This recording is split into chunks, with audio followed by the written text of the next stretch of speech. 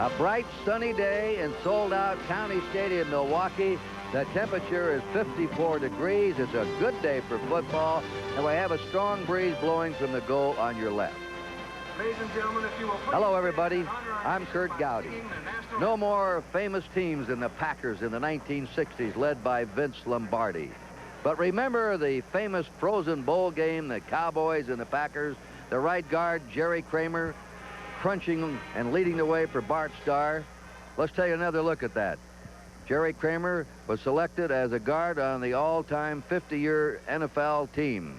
And Starr goes over, and the Packers win yet another championship. And Jerry Kramer, great to be working with you, a legend of Green Bay. And what about this Packer team? They're the only team that hasn't won a game in the NFL this year. Curt, it's a pleasure to be working with you. I think it's a great honor.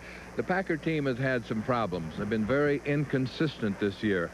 Their running game is non-existent. They have one runner that's close to 100 yards for the season, 85 yards for the season. So a new system, a new coach, a lot of holdouts. They have just had a lot of problems. They're hoping to get it together today. Been an exciting year for the Commonwealth. Governor Dukakis running for president. The Red Sox are in the American League playoffs. And the New England football fans finally get their wish. Doug Flutie will start at quarterback. He earned it with a great fourth-quarter performance against Indianapolis last week. And he won the game on this play coming up as called by Steve Grad of NBC. Flutie 11 for 15, 134 yards, a touchdown and interception, 7 straight completions for the Patriot quarterback. 3rd and 1, 6 out of 16, and a 3rd down completion. 20, touchdown!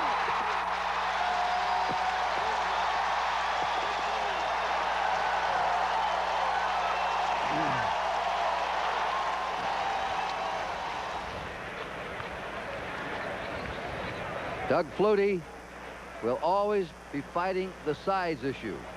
5 feet 9 3/4. There he is, number 2. He points out that Fran Tarkenton was about 5'10" or 11, and he was a pretty good quarterback for the Vikings and the Giants in the NFL. Have you ever seen him play, Jerry?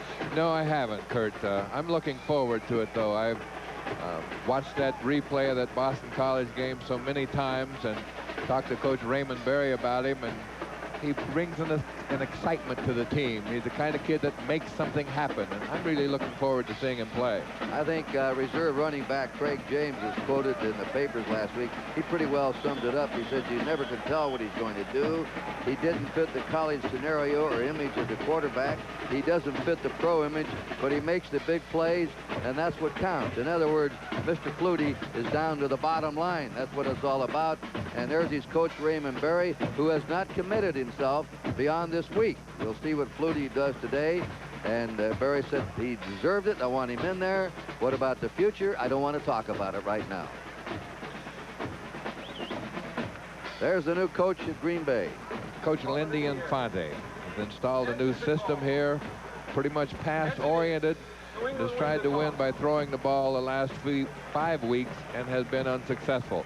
Would like to run the ball a little bit more today. Has a new quarterback, Don Majkowski, who will run the ball. He'll run it outside, inside. He'll take it down, pull it down, and take off with it. So we got 2 exciting young quarterbacks out there today. In 5 games this year, the Patriots have just won the toss, by the way. In the Patriots schedule, the team winning the coin toss in each game has eventually won the game. That might be a good prelude for the Patriots because they won the toss. And they're going to be receiving. This wind has changed around a little bit. It's a crosswind now coming right across the field toward us here in our NBC booth. So the Patriots want the ball, and the Packers will be kicking off.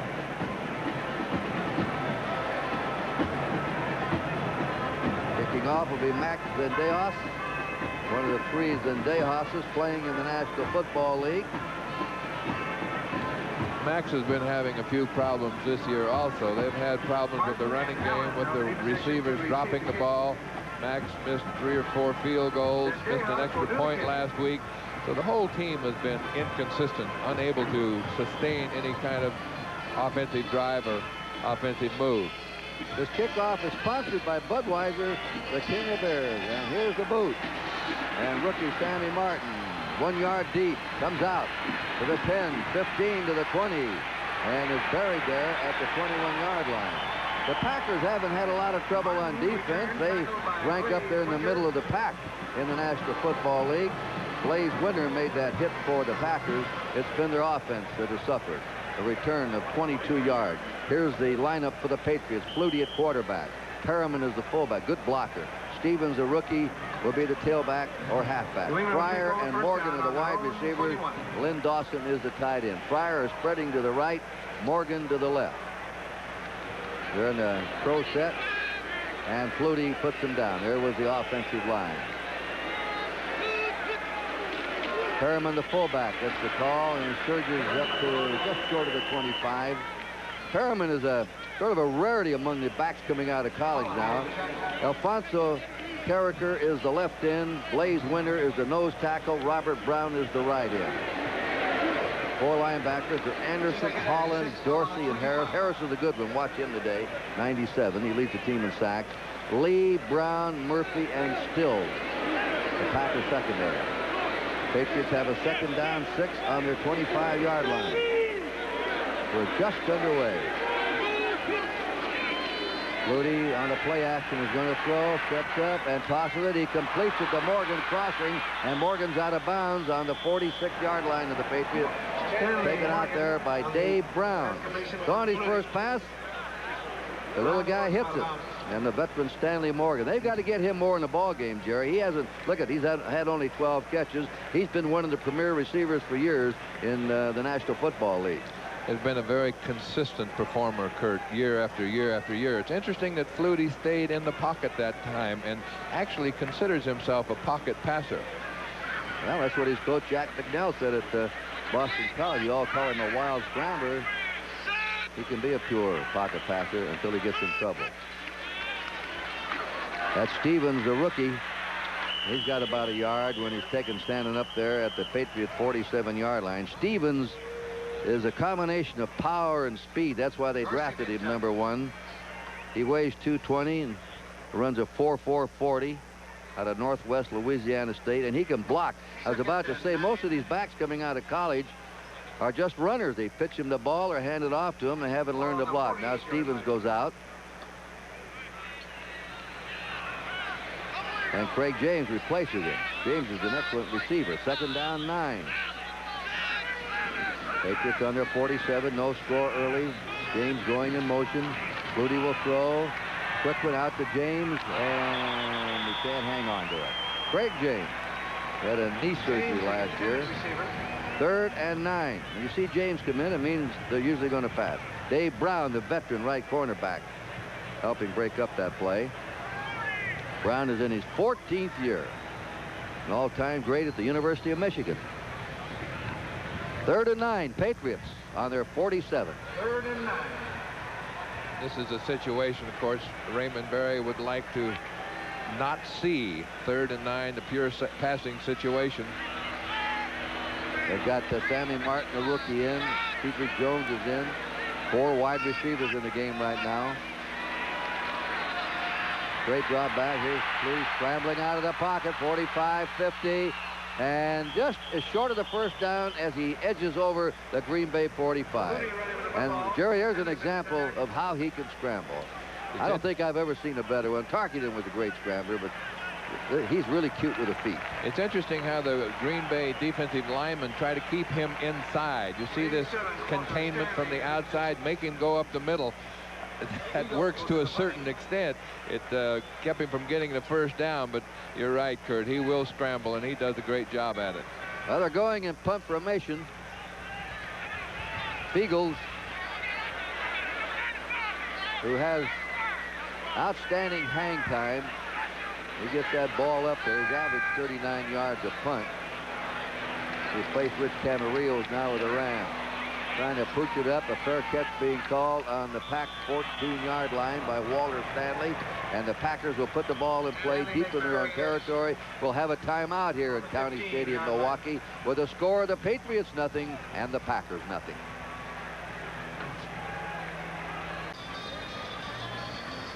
Lansford a star again. Not Carney with the Oakland A's, but Lansford of The L.A. Rams have just kicked a 41-yard field goal. The Rams lead Atlanta in the first period 3-0. So the Packers will come up with a young second-year quarterback, Don Majkowski of Virginia. He's number 7. We'll give you their lineup. Right now they're on their 14-yard line with a first down. They're in the I formation. Going in motion is the rookie Sterling Sharp, and they give the ball off to Kenneth Davis, the tailback, and he plows his way to the 19-yard line of the Packers, taken down by Johnny Rembert, the inside linebacker. Majkowski, a quarterback, Kenneth Davis, Paul Ott Caruth. That's his full name. He's a cousin of Mel Ott, a distant cousin. Sterling Sharp and Walter, Mr. Excitement, Stanley, the wide receivers, and Ed West, the tight end. Rutgers, Moran, Cannon, Hallstrom, and Euchre are Second and 5. people. Second and 5, the Packers on their 19. They have no score early in the first period. Davis again, and he comes out. He may have the first down to the 24. Johnny Rembert makes the tackle once more. Rembert's having an outstanding year.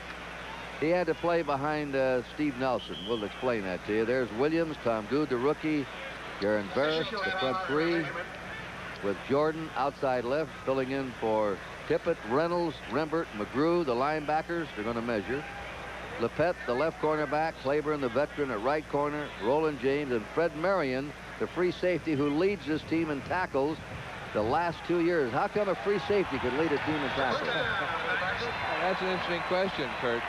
We always felt like the linebackers should be the leading tackler. I know when Nitschke would miss a tackle, Willie Wood would look at him, and Nitschke would say with those mean eyes, and he said, you wouldn't want to miss another tackle after Wood looked at you. So maybe the linebackers aren't doing their job up front. First down for the Packers. Each team has one first down. Clint Didier is in the game, and Brent Fullwood is also in there. The Packers shuffle around, and straight is head goes Brent Fullwood, second-year player. This is how bad the Packer running game has been. He leads this team in rushing with 84 yards in 5 games. The rushing game has been bad, Curt. Lindy Infante, the head coach of the Packers, is well aware of that. And we talked this week about trying to establish a little better running game. As we look at Andre Tippett on the sidelines, the great linebacker for the New England Patriots, who's been sidelined with an injury. He may be back next week against Cincinnati at home. Second down, 6. Packers, they're 28. Play action, and it's an incomplete pass. Brent Fullwood sliding out of the backfield. It wasn't a good pass by the quarterback, Majkowski. Brings up a 3rd and 6. It's interesting. Green Bay has been running the ball right at the Patriots, trying to establish some kind of a running game. They've averaged 2.5 yards a carry this season. That's what Lindy indicated earlier in the week, that he was going to try to use that 2 tight end set and come out running the ball. We've been hearing enough about not being able to. Now they're in the shotgun. Keith Woodside has gone in. He'll be number 33. Majkowski drops back. The 3 wide receivers in there. Majkowski, look out, he's hit as he lets the ball go, and a good rush that time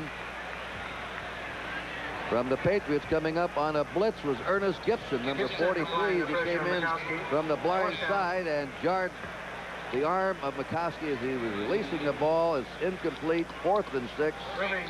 Pure passing situation. You can see Majkowski is not looking as Ernest Gibson comes in from the blind side and puts a little pressure on. The ball was thrown, but not thrown well, and of course the pass was incomplete.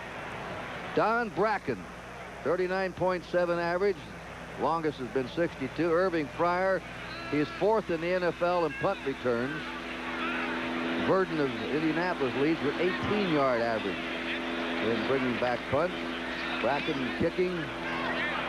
Good spiral. Fryer takes it on his 27. Dancing around, gets to the 30, breaks out, comes up to the 37, and a flag goes down on the punt return. And the hit was made by Ron Pitts, who is the son of Elijah Pitts, who used to play with Jerry Kramer here with the Packers, and Elijah Pitts is now an assistant coach with the Buffalo Bills. So let's see what this penalty's about. Elijah liked those buffalo wings so well, those chicken rings, that he went to Buffalo and will not leave there now.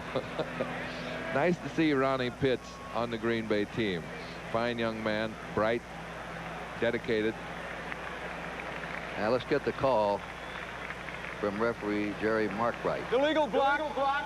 number 38, while the kick was in the air, penalized from the possession spot. First down. That is Roland James penalized for an illegal block. And the Patriots will go back to their 18-yard line where they'll start. We'll take a timeout with a score of the Patriots nothing and the Packers nothing. Raymond Berry and Steve Grogan in back of him. Grogan attends about 3 coaches meetings a week. He calls the play, and they're usually signaled in by Tom Ramsey.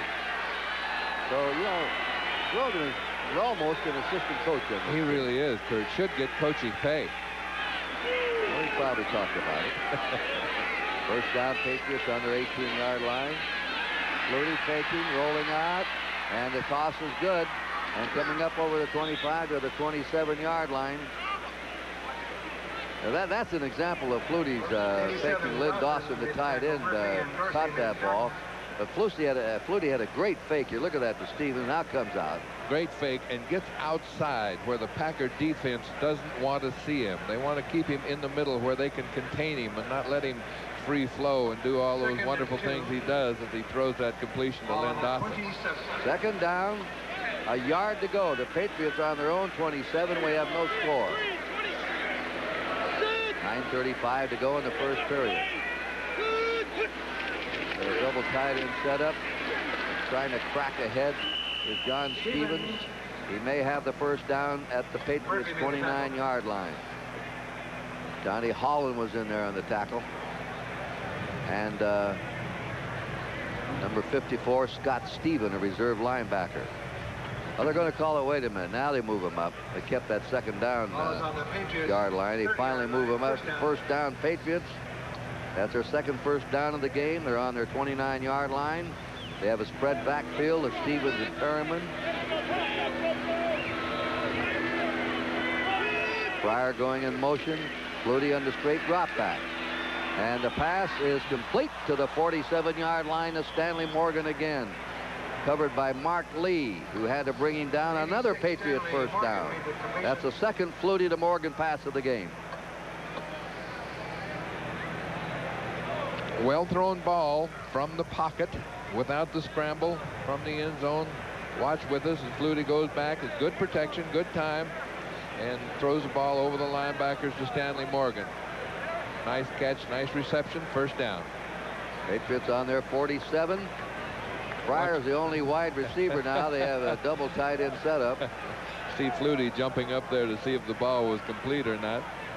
There goes Pryor in motion. They're in the eye. And there's a stumbling start by the fullback Perriman. He was off balance before he got going to take the handoff. He stumbled in his set as he came off the ball when Flutie handed to him. And he still picked up, well, nothing. On a 47, no gain. I think this is the first time the Patriots have played on real turf in some time, Curt, so we can credit the turf with that tackle. Cincinnati, let's see if we have a shot of that. Second down, 10. Patriots on their 47. Scoreless tie. Stevie Jones spread out to the left. That's the tight end, good receiver, Steve Johnson.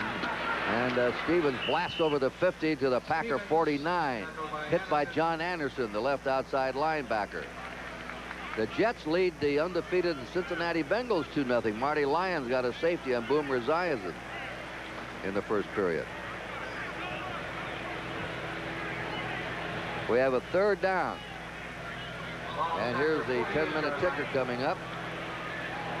Indianapolis ahead of Buffalo. Boy, they need a win, Indianapolis. And the rest of them, you had the Rams score, leading Atlanta 3-0. Third down and 6. Patriots on the 49-yard line of the Packers. Flutie's pass is incomplete. It looked like he was tackled. He was tackled there. Mark Murphy, the strong safety, on Stanley Morgan, or Craig James, and he had him almost tackled as the ball was coming his way for interference. Flags came from both sides of the field and a lot of noise from the stands. Pass interference, number 37. That's defense, who it is. Mark automatic Murphy. first down. The Patriots pick up an automatic first down. They're on the Packer 42-yard line. That brings the Patriots up from their 18 to the 42. Right now, a 40-yard drive that they're in the midst of. We have no score. 6:33 to play in the first period. Pryor and Morgan are set in a slot right formation. A spread backfield. There goes Pryor in motion. Looks like some illegal motion up front on the Patriots. They were moving around, and they immediately blew the ball dead. Somebody in that offensive line got a little excited. Number 2, offense. Number two got a little excited. Not the offensive guard, the quarterback. Flutie in that fourth quarter. Here it is. Now let's watch him. It takes a little time to get the rhythm and get everything right. And it's just, you know, he's a little quick, and maybe the center's a little slow, and it's a natural thing, having not started the game since last year. You look at Coach Raymond Berry on the sideline in the red sweatshirt there, and he's not thinking it's a natural thing. Flutie has hit 3 out of 4 passes so far for 47 yards. 1st and 15 for the Patriots on the Packer 47. In the shotgun.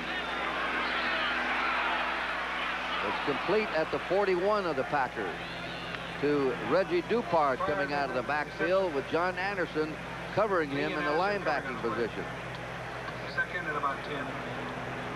That puts it on the 41 and makes it 2nd and 9 for the Patriots.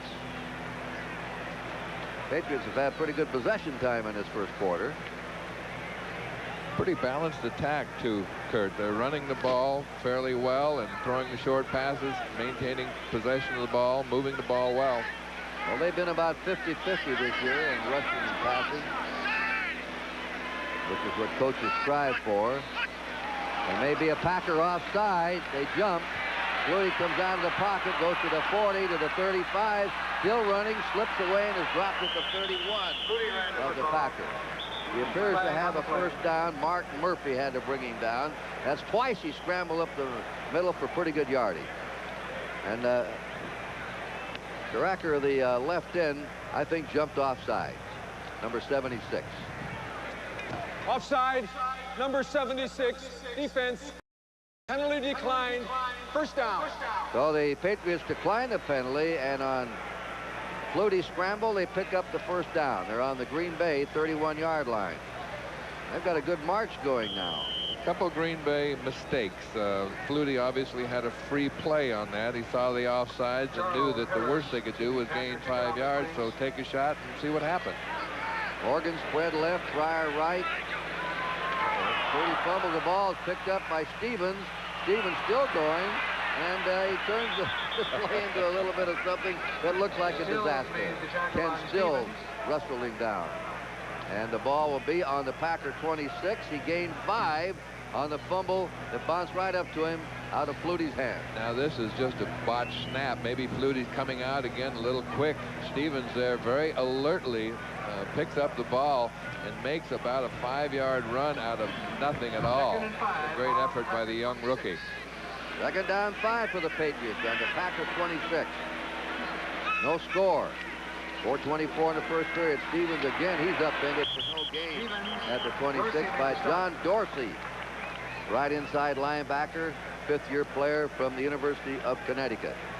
3rd down and 5. John Dorsey replaced Brian Noble when Brian was holding out for all of the preseason and the four regular season games, and Brian's going to have a little bit of problem getting his job back. John Dorsey has done an excellent job at linebacker. The Patriots are 1 out of 2 in 3rd down conversion attempts. They're 40% for the season. Pretty good average. The average is about 35% in the NFL. They've got Craig James in there, Sammy Martin. They're a 4 wide receiver setup out of the shotgun, and the toss is wide at the 20-yard line. The play was covered out there. Pass intended for Morgan. It was covered by Mark Murphy, and now the field goal team is coming on. Well, Stanley Morgan, the wide receiver, will break to the outside. Mark Murphy, the free safety for Green Bay, right on top of him. Excellent coverage, but the ball was a little overthrown. We're going to see a field goal attempt by Teddy Garcia. He's hit 5 out of 7. His fault has been, they say he hurries too much, but he has a very strong leg. He's kicked one 50 yards. This will be a 44-yard attempt. The kick is up. He drives it, and it is good. And the Patriots grab the lead, 3-0, with 3:28 to go in the first period. So that's 6 out of 8 this year for young Tony Garcia. Timeout.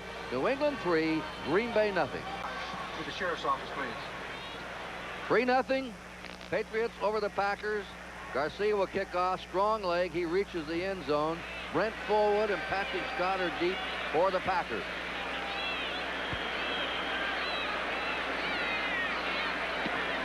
A high one.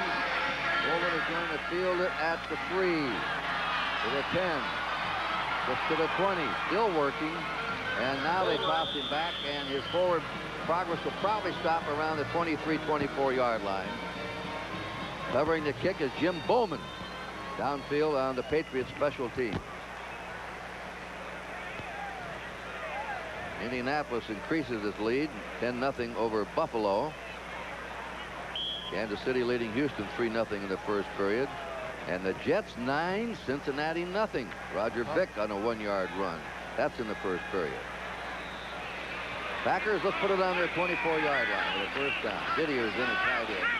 The ex-Dallas Cowboy tight end. Majkowski off to Caruth, and he is hammered that time. Paul Ott Caruth is hit in there by Garen Barris. He never had a chance to get going. Really didn't. That was a running set, too, the 2 tight end set from which we like to run and think we can run. And that ball didn't get to the line of scrimmage. The ball carrier got hit in the end zone. Take a look at it with us from the end zone. The left side of the Packer line, Garen Barris, number 60, stands up Rich Moran and makes the tackle about 2 yards deep. Second down, 12. They lost 2 on that one.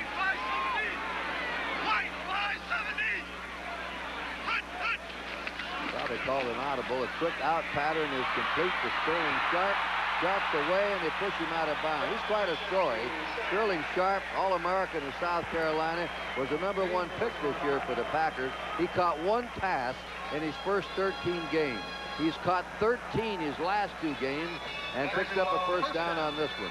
He is one of the bright spots in this Packer offense. You can see Majkowski throwing the ball on a quick out. This is what we like about Sterling Sharp. After he catches the ball, he has the ability to do something with it. And there you see him make about a 9-10 yard gain all by himself. Good enough for the first down. First down. They have Keith Woodside in now. He's the tailback. Out of the I formation. Packers first down. Double fake that time. There's a pass, and it is nearly intercepted at the 35-yard line. The pass was intended for Sterling Sharp. 3 Patriots were there covering. One of them was Roland James, the strong safety. Second and 10 for the Packers. You know, I said Didier, the Cowboys over there with the Redskins. Let me correct myself on that. Take a look at this, though. We're throwing into a zone defense here, and we've got 4 New England defenders in the zone, and you know, it's just an attempt to air it out and loosen that defense up and move everybody off the ball a little bit. Second down, 10. The Patriots on their 30. The Packers on their 37. And that was incomplete to Woodside, number 33. But pass was high. It's been a little bit high, and Johnny Rembert was back defending. Majkowski really isn't loose yet, Curt. He thrown the ball a little off on the square outs. That ball was thrown high. The ball deep maybe shouldn't have been thrown. So he's not really settled down yet. Third and 10. Packers in their own territory. 37, 3-0 Patriots. 2:18 to go in the first period.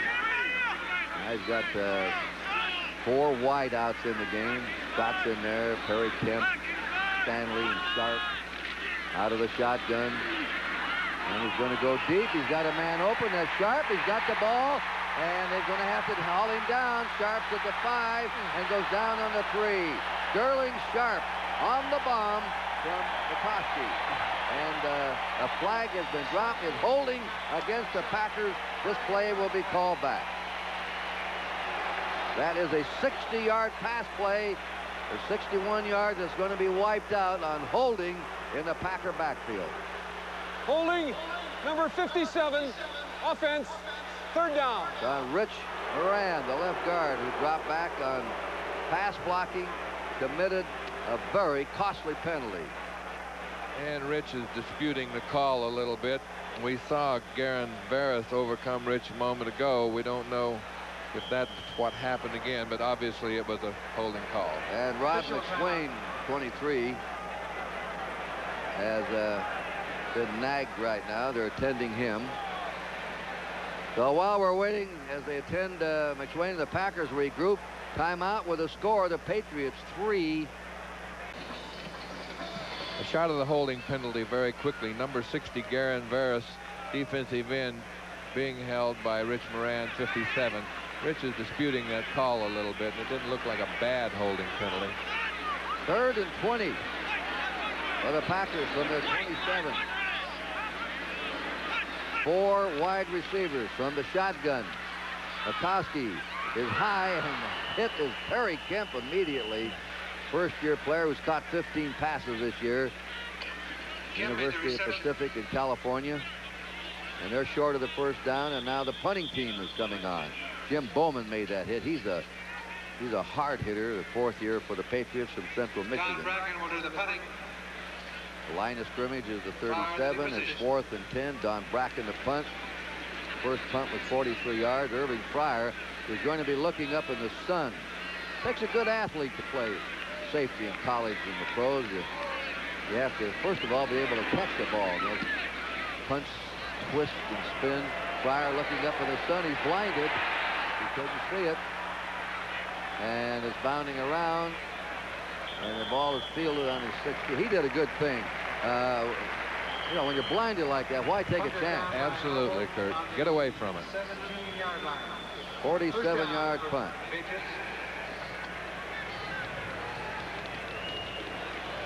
Irving Fryer again on that last punt. Gets back, looks up directly into the sunlight, decides here that he's lost the ball right about now, and says, hey, I'm getting out of here. And quick. Intelligently does the right thing. Now the Patriots will put the ball in play on the 16-yard line. Packer fans coming alive.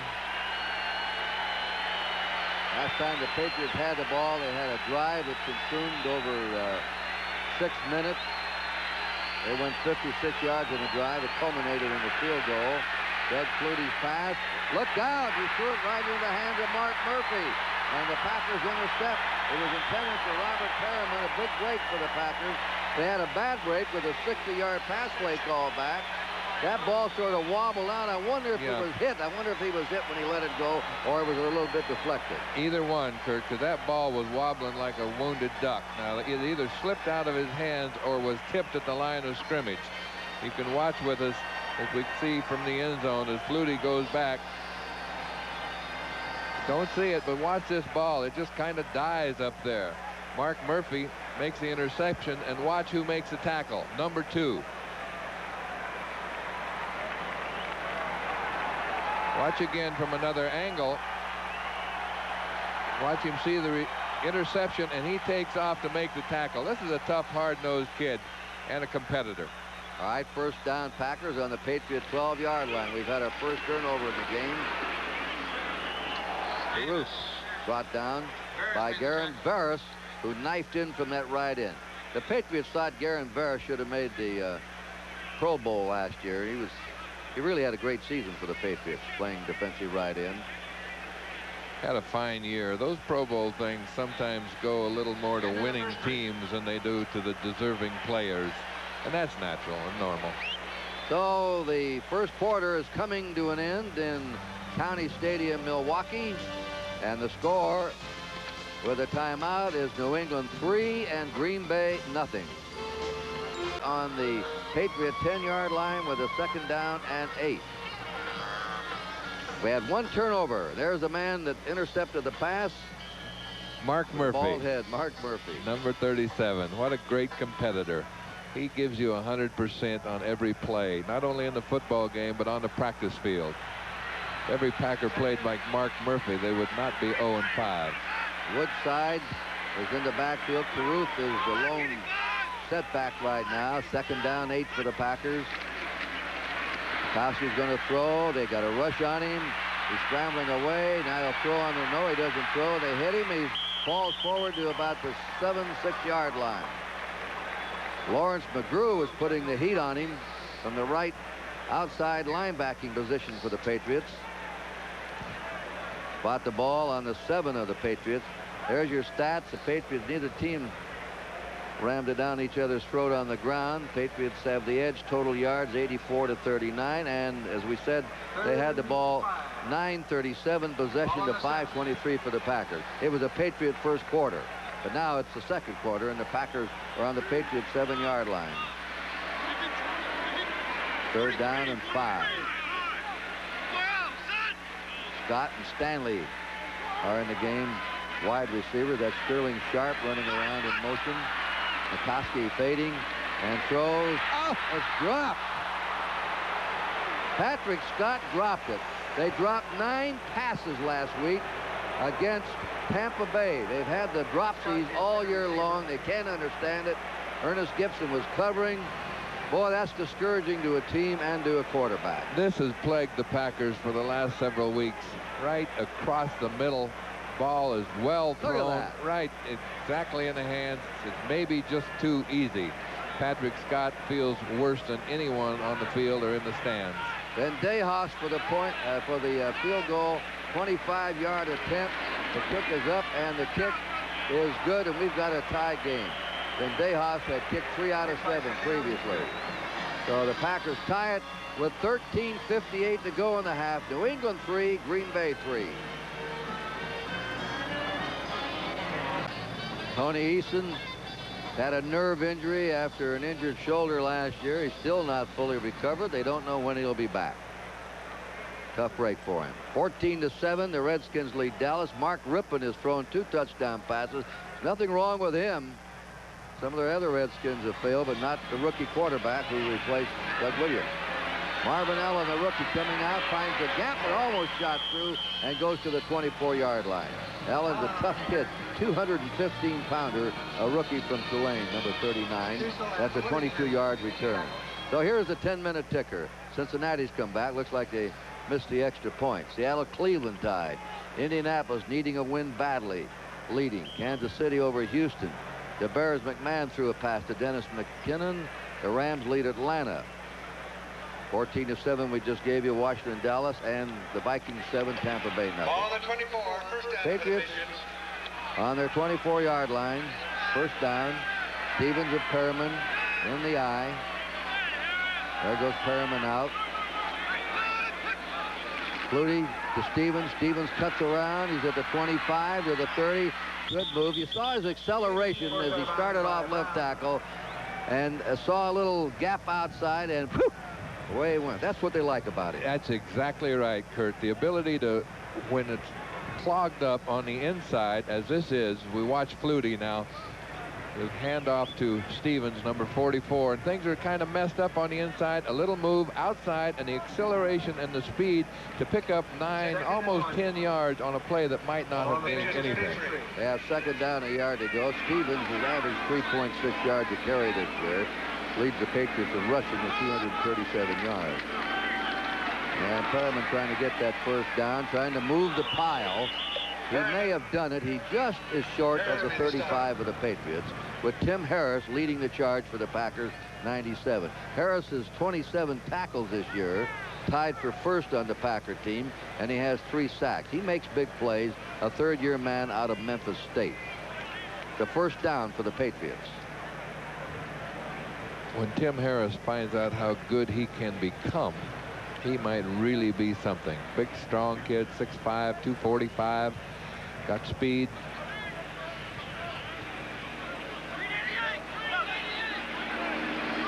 Out of the eye again for the Patriots.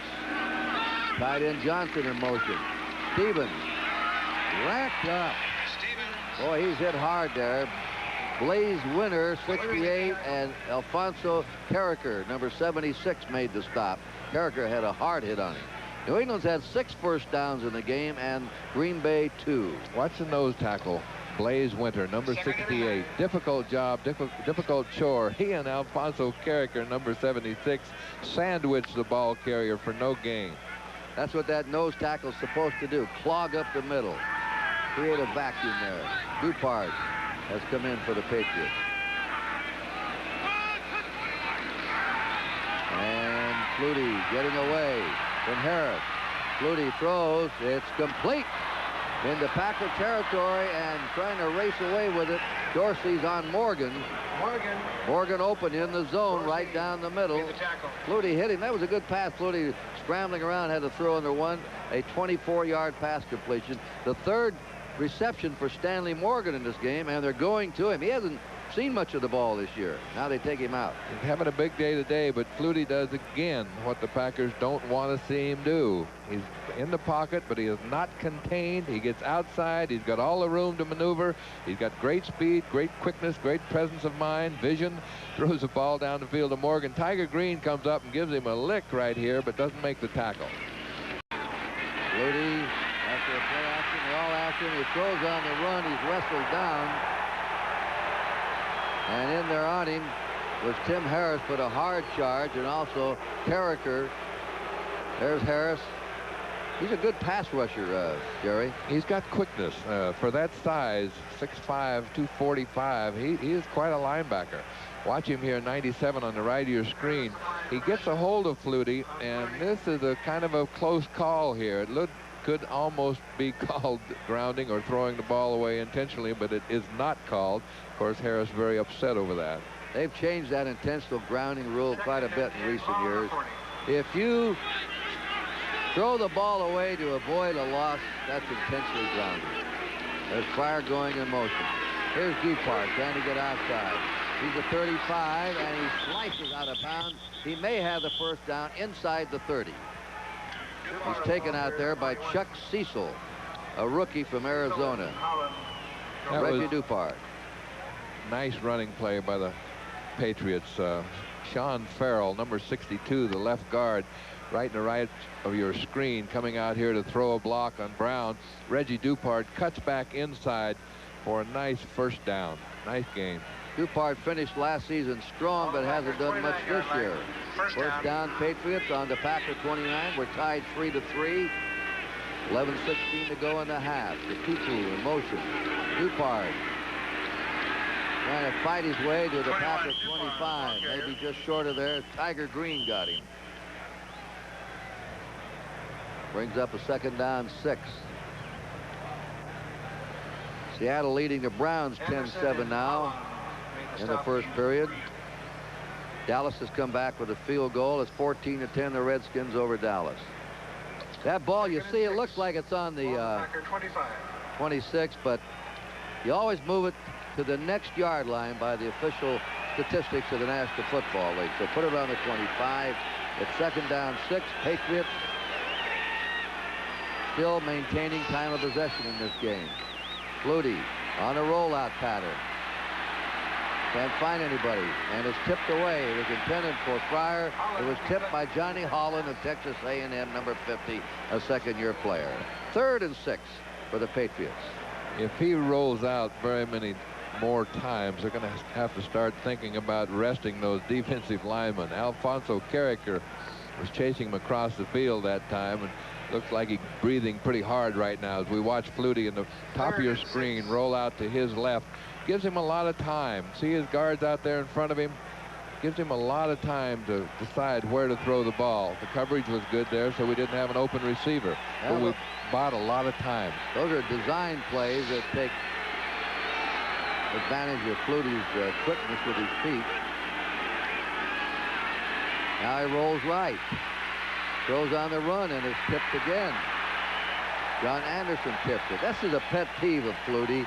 They said every time I throw the ball and it's tipped or deflected, they say I'm too short. Yet tall quarterbacks all around the NFL have passes deflected. Why do they pick on me? Obviously, there are a lot of tipped passes in every football game we see, but watch Flutie again as he buys that time, rolls out to the right. Not only gives him a clear path to throw the ball and a little better look downfield, but gives him that additional time. That time the linebacker made a great move and tipped the ball. This will be a 42-yard field goal attempt by Teddy Garcia. He's already kicked one today. This one's down. There's that strong leg, and he missed this one. It's to the left.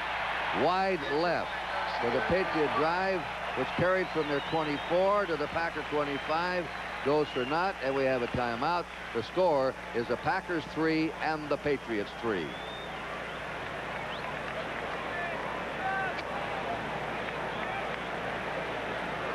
Oh, boy, that's close. So a timeout as he just missed, and the score is 3-3.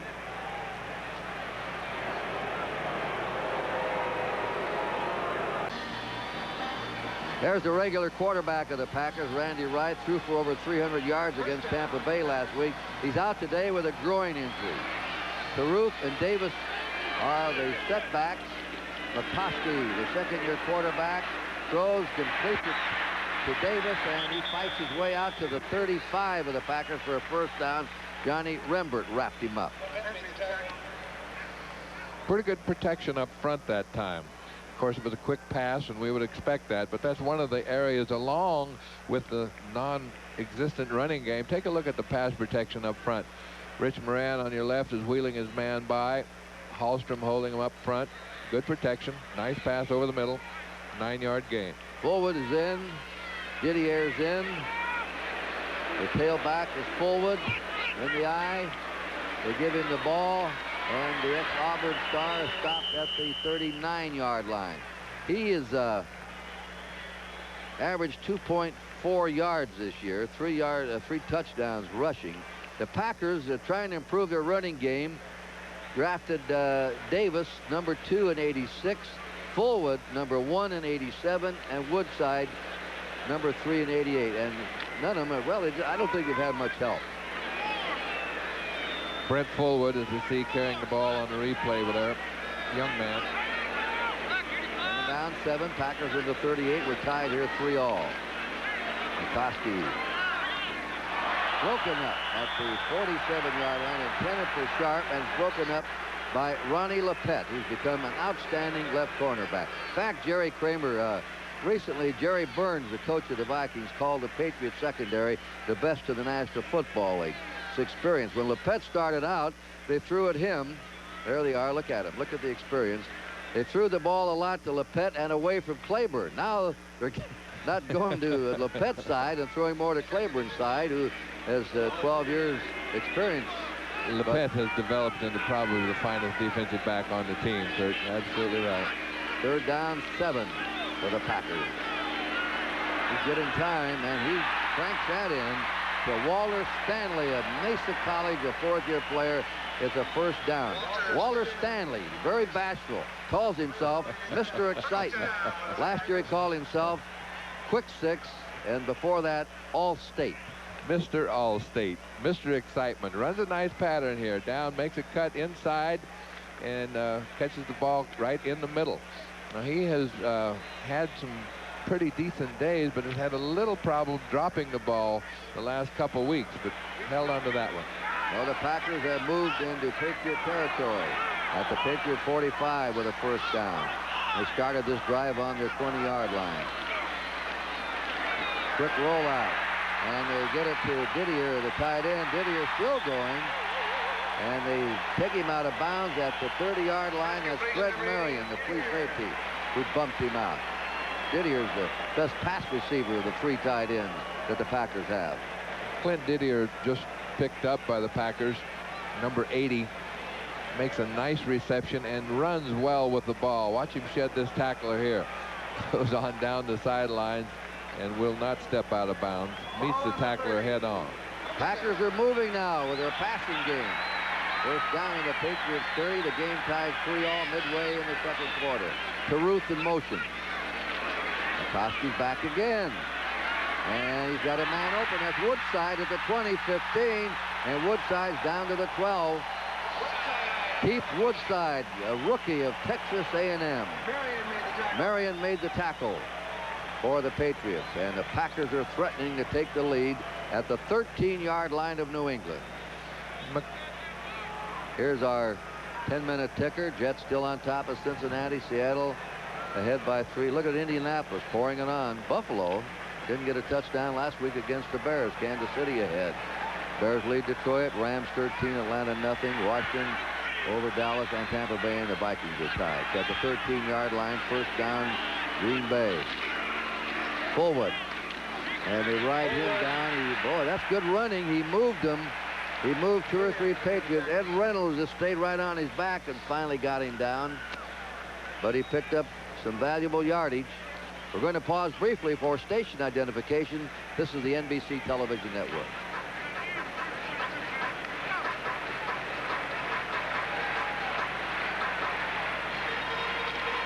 Curt Gowdy, Jerry Kramer. Here in County Stadium, Milwaukee. Packers threatening. They're on the Patriot 8-yard line. They have a second down, 5. Woodside and forward. Woodside. They hit him, but he went forward. They nearly knocked him off his feet at the 8. And the big spin carries the ball down to about the 3-yard line. Now that's the kind of running action I like to see, Curt. Watch Keith Woodside, number 33, get hit here close to the line of scrimmage. Bang, turns his head, keeps his balance, spins around, goes on downfield, picks up enough for the first down. That's the kind of running game this team needs. Green Bay has started on their 20. They're now at the Patriot 2-yard line, a first and goal to go. Forward is the tailback. Caruth is the upback. Forward, they hit him. And he nearly lost some yardage. We had a great charge there by Brent Williams. Tim Jordan came in from the left outside. That's Jordan, 93. On the 2, no gain. 2nd and 2 for a touchdown. Majkowski's completed 6 out of 12 for 82 yards in the game. Hank Buller, the defensive coach of the Green Bay Packers, on the sideline. Old teammate of mine. Forward, the fake to him, and Majkowski roars in. Great fake up the middle to Brent Fullwood, and the quarterback, Don Majkowski, rolls in for the score, and the Packers take the lead for the first time in the game. Boy, he really faked that one up the middle. Excellent fake, Curt. Excellent fake up the middle, and this Majkowski is about as fine an athlete as you'll find playing that quarterback position. This is a young man that high jumped 6'11" in college. Zendejas for the point. Low snap, but he gets it up, and it's good. Watch this fake here on our rerun. He fakes the Fullwood up the middle and then rolls out. Gets the job done. 21, Fullwood going up the middle, up in the air. And Majkowski just moves outside and makes a nice move here to avoid that tackler and get it into the end zone. It's a fine young runner. All right, we have a timeout here in Milwaukee. 5:11 to go in the half. It's now Green Bay 10, New England 3. There's a story of the Packer drive that has put them in the lead. They had the ball over 5 minutes. Patriots in the first quarter had a drive that gave them possession over 6 minutes. Blair Keel, number 10, is the backup quarterback, ex-Notre Dame. Zendejas' kickoff is coming to Marvin Allen at the 9. The rookie to the 20. Cuts through and gets it out to the 34 at the 25-yard return. Downfield to cover for the Packers is Joey Hackett. There's Flutie talking to Steve Grogan.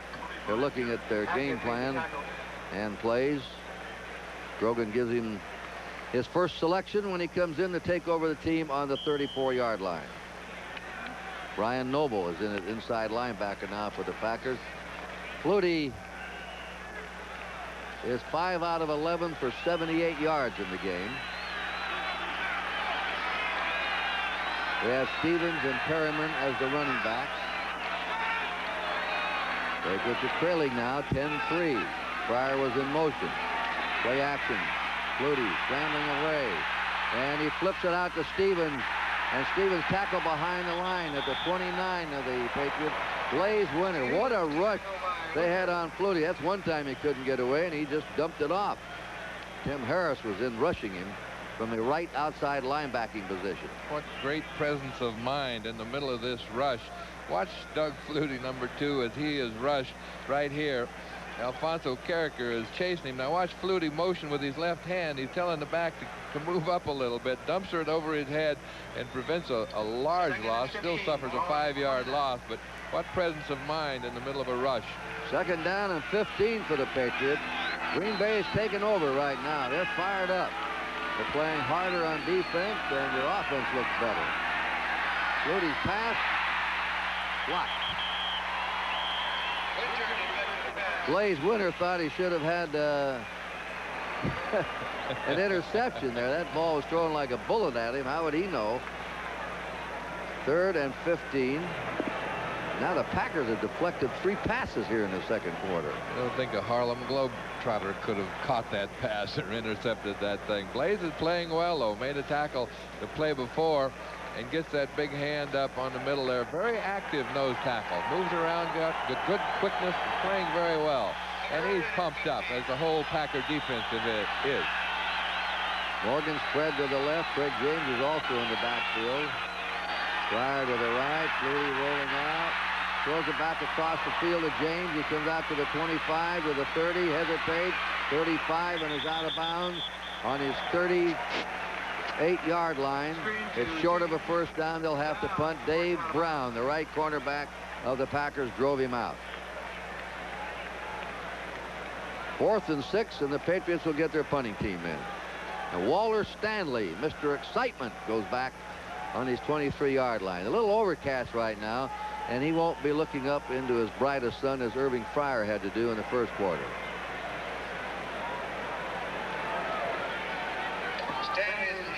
Beagle, sort of a crosswind there.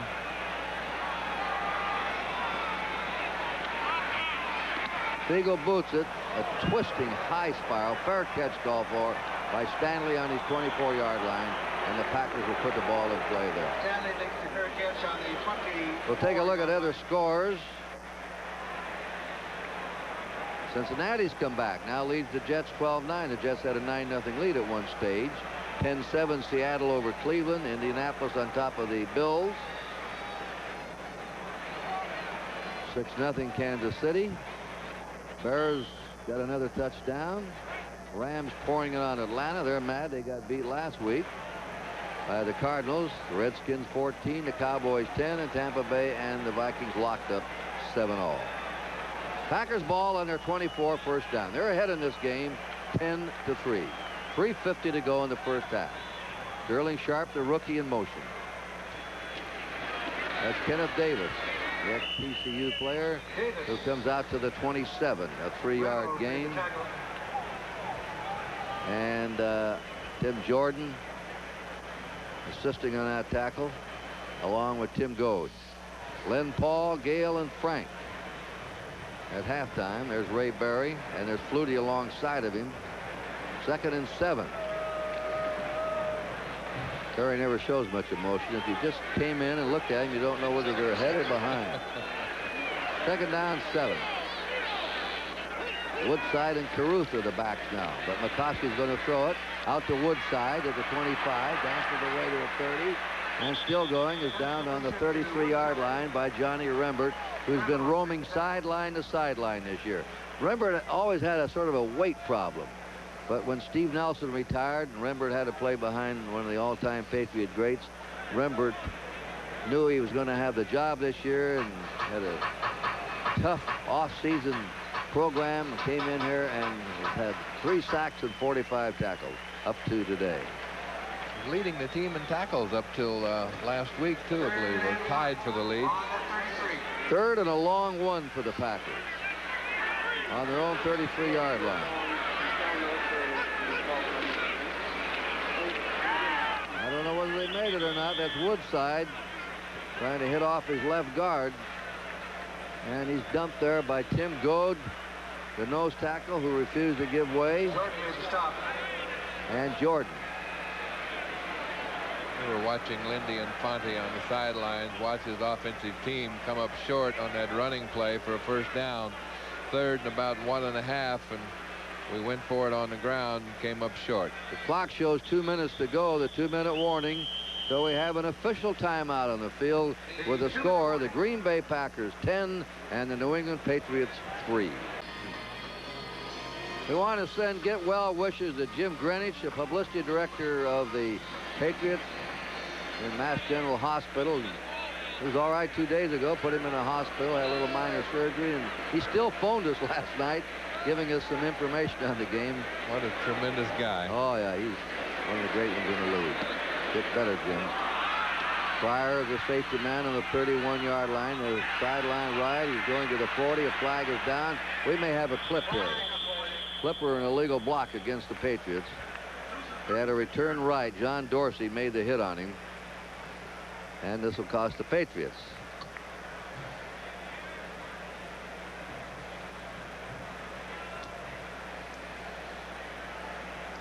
Illegal block, number 38, on the return, first down. That's on Roland James. And that pushes the Patriots back to their 28-yard line, first down. And they have 1:50 to operate now at the close of the first half. They're trailing 10-3. The Patriots outplayed the Packers in the first period. It's been all Packers in the second quarter. And this Packer defense is getting excited, Curt. They're getting a little confidence and feeling good about themselves and their place on the field. Patriots in a shotgun. They'll probably open up in the air now. They've got Craig James in there. They give the ball off to Reggie Dupard on the run. He comes up to the 32 of the Patriots, and that's it. A gain of 4. Brian Noble, who just came in, number 91, made the hit for Green Bay. Brian Noble is one of the fine young linebackers on the Green Bay team. He's been in the holdout for a long time. On 2nd and 6, the pass is complete, and out of bounds goes Dupard again. John Anderson drove him out. So he's thrown to the backs coming out of the backfield. And that ball is going to be spotted out very close to the first down on the Patriot 38.5-yard line. And they have stopped the clock with 1:23 to go. And I think they have signaled a first down. They have. Take a look here at Johnny Anderson trying to prevent this first down, and it is just barely in by a few inches. Dupard gets his left tootsie just in front of the first down marker. Ball's on the Patriot 39 with the first down. 1:23 to go in the half. Green Bay ahead 10-3. Flutie's pass is complete to Dupard. Dupard trying to get away, runs backwards, and is out of bounds on the 42 of the Patriots. It winds up as only a 3-yard gain. A 2nd and 7. Dave Brown wouldn't let him circle around him. He contained him and then threw him out of bounds. 2nd and 7. Held him from going down the field. Dupard was looking for that sideline, trying to get out of bounds and stop the clock. He gave up 3 or 4 yards to stop the clock, but he did get to stop the clock stopped. 2nd and 7. All timeouts left for both teams. 2nd and 7. Patriots on their 42. 1:15 to go in the half with the Packers leading 10-3. And out they go. And James fell down. It's right into the hands of Ron Pitts, and Pitts rolls it. James fell down. Flutie didn't know that, and when he threw the ball out, James was on the ground, the intended receiver. Ron Pitts was there to pick it off, and the Packers suddenly had the ball on the Patriots' 16-yard line with a first down and a chance to pad their lead. Boy, there's nothing Doug Flutie can do about this. He has to anticipate a little bit, and we couldn't see Doug James fall down. But you see Ronnie Pitts, number 28, who's just been picked up by the Packers a short time ago. See James chasing there. He got up and tried to follow. And watch Flutie on this interception. When he sees the ball is intercepted, he heads for the sideline and gets in on the tackle. 1st and 10 for the Packers. Makes the tackle. Great chance for him here. Majkowski Still moving. Now he's going to run. He's at the 15. He heads for the sideline and squirts out of bounds on the Patriot 12. Driven out by Raymond Claiborne, the right cornerback. That stopped the clock with 57 seconds. James was running a route out of the backfield. He went down, and when he started to turn around, his feet flew out from under him. He fell prone on the turf. The ball was already in the air, and there it was, right into the hands of Pitts. Well, the Packers are on the Patriot 12-yard line with a 2nd down and 6. Split side, and Caruth are the backs. Majkowski will throw. It's complete to 81, Perry Kemp, and Kemp goes out of bounds at the 2, and they'll have a 1st down. And goal to go. Ronnie Lafette tackled him. Perry Kemp, University of Pacific in California, 1st-year player. Now there are 49 seconds. Majkowski moving around well, gaining some time, running with the ball. Seems to have a good presence of mind down there, good vision. He's warmed up now. He's getting loose. He's throwing the ball better. Fullwood and Caruth are the backs. 1st and goal to go. They're going to throw it. Majkowski's pass is complete for the touchdown. And it's Joey Hackett, the tight end, that caught it. Joey Hackett. It wasn't a pretty play in that end zone, but it was effective, and it's a Packer touchdown with 43 seconds to go in the half. I kept waiting for the official to throw his hands in the air. I couldn't tell. It looked like it might have been a trap from one angle, and the official was a little slow throwing his hands in the air, but it's official now. Now the Packers have picked up 16 points in this 2nd quarter. That was a costly turnover by the Patriots here in the last minute and 15 or 20 seconds of the half. Look at him, Majkowski.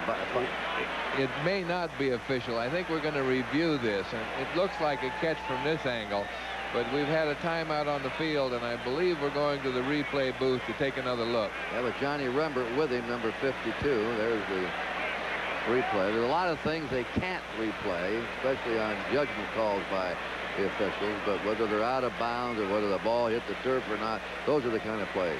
Watch and see if the ball touches the turf before the receiver catches it, and it does not. The play stands, and a touchdown reception by Joey Hackett. Right.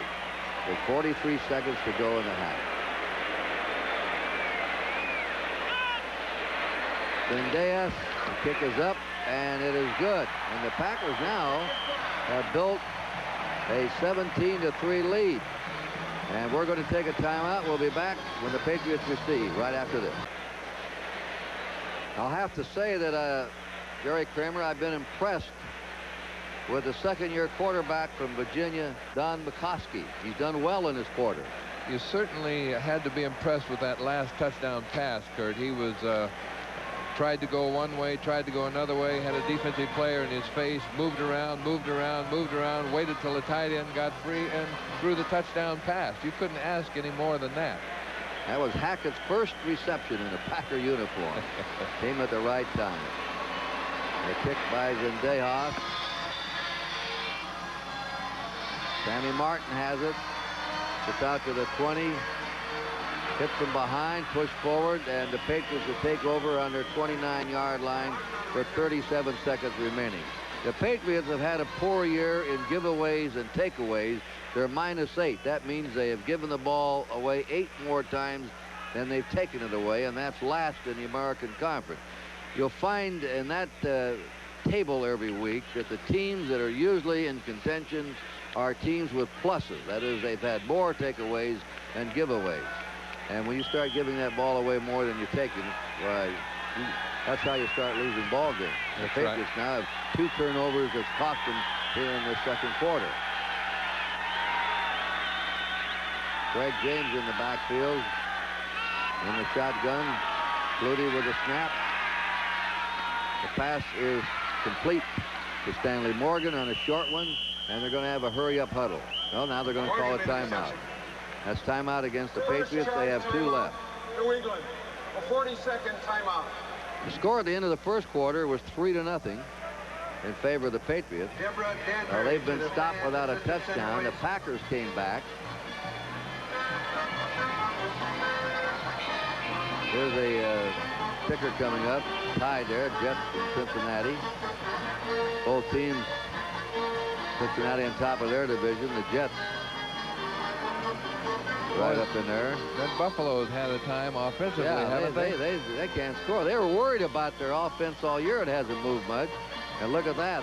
They haven't scored a touchdown in their last 2 games now. Kansas City ahead. The Bears 14-0. Rams roaring away. 28-10 over Dallas, the Redskins. This was a sort of a make-or-break game for the defending Super Bowl champs. They were 2-3, and they needed this one to hang in the pack. There's such parity now that from week to week, outside of 2 or 3 teams, they're all grouped around 500 or just below 500. The Packers, the only team without a win, and they're ahead in this game 17-3. Flutie's pass, that's complete to the 48-yard line to Irving Fryer, who makes his first catch of the game. Time now is 22 seconds to go, and another charge timeout. All the scores and highlights coming up at halftime. With Glenn, Paul, Gale, and Frank. You know, getting back to Flutie as you're looking at him, the Patriots had a chance to draft him when he came out of the ranks of Boston College, where he won the Heisman Trophy in '84. Billy Sullivan, the president and owner, wanted to draft him. Dick Steinberg was neutral. Well, either way you want to go. Raymond Berry didn't want to create a big quarterback controversy. He was against drafting him. He was drafted by the Rams. Then he went and signed with the USFL with the New Jersey Generals. Went from there to the Bears. He started 2 games, won a playoff game for the Bears, and they traded him to the Patriots last year for a number 8 pick. He played in replacement games as a starter. And here he is on 2nd down over the middle. He completes it to Dupard. Dupard, used as a pass receiver today, is at the 43 of the Packers. And there's the last timeout for the Patriots. And they have 15 seconds to go. They'll probably try and throw one more, maybe for a TD or to get into better field goal range. And Doug Flutie also came up to Green Bay for a cup of coffee, Curt. He came up and talked to that team and spent some time up there before he went to New England, so he could have been on the other side of the field very easily today. As we watch him and Raymond Berry over his shoulder, gnawing on his knuckle. Well, the play is run a million times in New England, a miracle pass against the University of Miami. Here's the flashback back in November of '84, Flutie's senior year. And if you don't think he's got a strong arm, look where he's throwing the ball from. This is a 66-yard pass over 2 Miami defenders. Gerald Phelan catches it in the miracle catch that gave the last play of the game. There's Flutie 22, gave the Patriots the win. Fans will never forget that one. Neither will Jimmy Johnson, the head coach at Miami. He still doesn't know how it happened. We have motion around. The Packers jump. The Patriots jump. Looked like the Packer player, the right outside linebacker Harris, got back, and they're penalizing the Patriots 5 yards for Full illegal start, motion. number Danny 73, Villa, 73. offense. Danny Villa, 73. I was about to say it would be a perfect time for Doug Flutie to throw another 66-yard pass into the end zone. So they have a 1st down and 15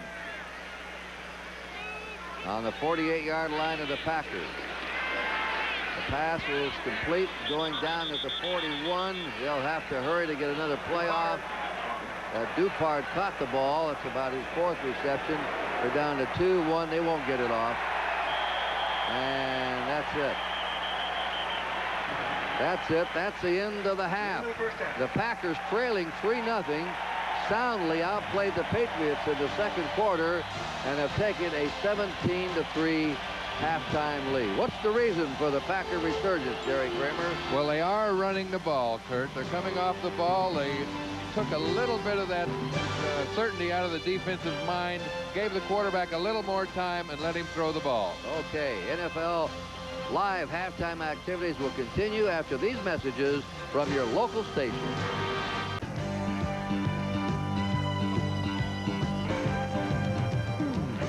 Welcome back. Well, Doug Flutie doesn't have the touchdown passes or the runs this week, but he does have 2 tackles in the game. But Green Bay on top. The big news being made in baseball, National League President Bart Giamatti has just suspended Dodger pitcher Jay Howell for 3 days. Not games, days for the Pine Tar yesterday, so I presume Tommy Lasorda right now doing a rain dance, because if the games get rained out, he can play. But the weather forecast is good in New York, and we assume it won't rain in Los Angeles for Game 6, so Jay Howell would be eligible Game 7 Wednesday night if there is a Game 7. Scores and highlights. Wild one in Cincinnati.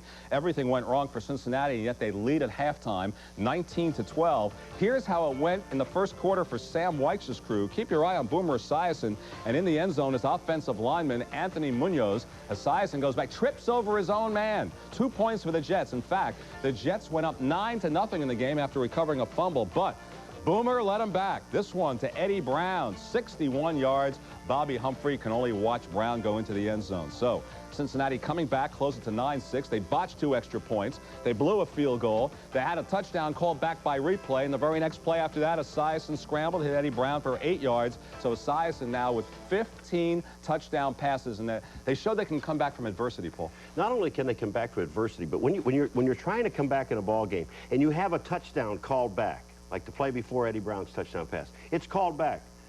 Doesn't shake a good football team. Boomer comes right back, goes the other way, hits Eddie Brown, touchdown. So Cincinnati trying to go 6-0 now. Now checking the other scores. Another injured quarterback, Mike Pagel out. Don Strock, their 4th stringer, is now in for the Browns. That game at halftime, 13-7 Seattle. Bernie Kosar trying to enlist recruits for quarterback. Anyone in Cleveland wants to play can. Matt Barr for the Browns. Field goal attempt at 22 yards was blocked. Paul Moyer scooped it up. Jeff Bryant made the block for Seattle. Look who makes the tackle. Mike Pagel, the quarterback, and he paid the price. On that play, injured his shoulder. One of 5 quarterbacks injured thus far at halftime, and we're only in the first game of the doubleheader. Now, Indianapolis and Buffalo, Chris Chandler, same story. The Colts quarterback, he's out with a bruised sternum. Gary Hogaboom has replaced him there at 17-7. As you take a look at Chandler pacing, knocked out in the second quarter, but his replacement did the job.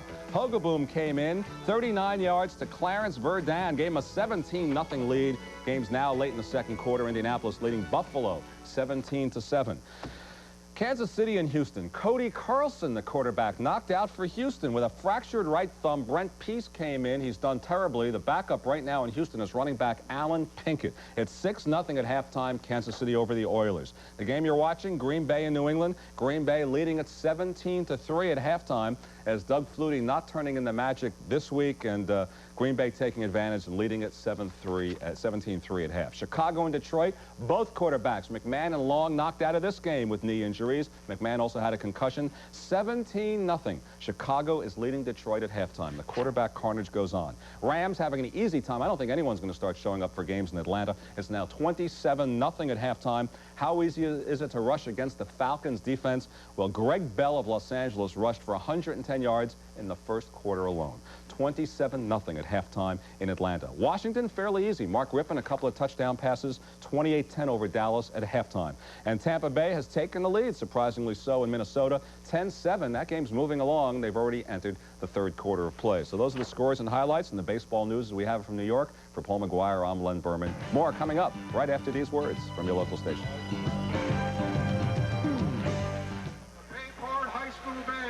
There's your halftime score. The Packers, who are the only winless team in the National Football League right now, are leading New England 17-3. The Patriots had a 3-0 lead at the end of the first quarter. We'll return after this message from the National Football League. Packers have come back out in the field, leading 17-3. This is the first time they've had a 14-point lead this year.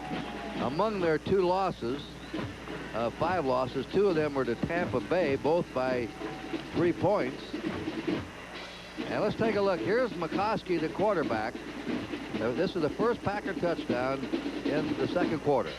That great fake in there to Fullwood, and then Majkowski goes around the right side, evades the tackler, and takes it into the end zone. The other angle, Jerry. Looking from another angle from the end zone, again, you see Fullwood dive into the air, kind of holds. looking from another angle from the end zone. Again, you see Fullwood dive into the air, kind of holds the linebackers for a moment. Majkowski comes out, fakes like he's going to throw the pass, takes it down, and heads for the goal line. And this guy is going in one way or the other. The second touchdown was down at the other end of the field. I like the presence of mind Majkowski displays here. Watch him. He wants to go here with the ball. He sees this is covered, this is covered, this is covered, moves around, defensive tackle in the way, throws a nice pass across the middle to Joey Hackett, who goes down and takes the ball just inches off the top of the turf.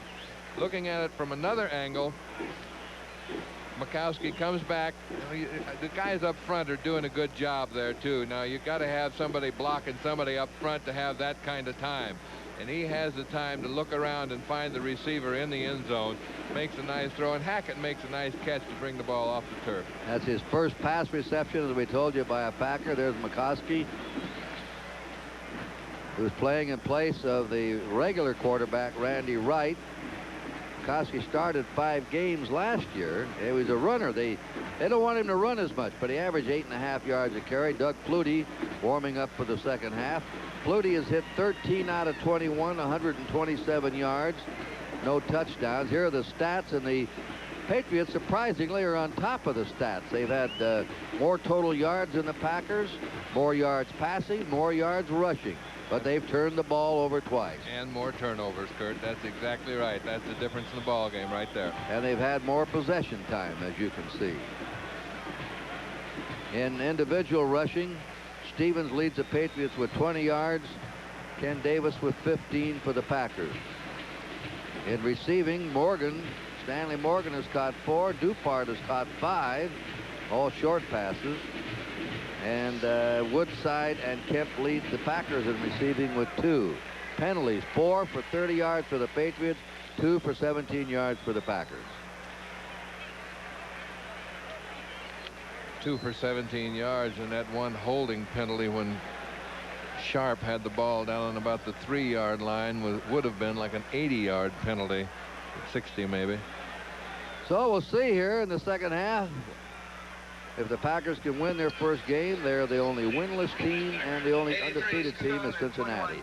This kickoff is sponsored by Budweiser, the king of beers. Fullwood is back for the Packers. And the kickoff goes the other way to Patrick Scott. And we have a flag down. It means it may be against New England. Jim Bowman went downfield to cover that for the Patriots. But let's see what this is about.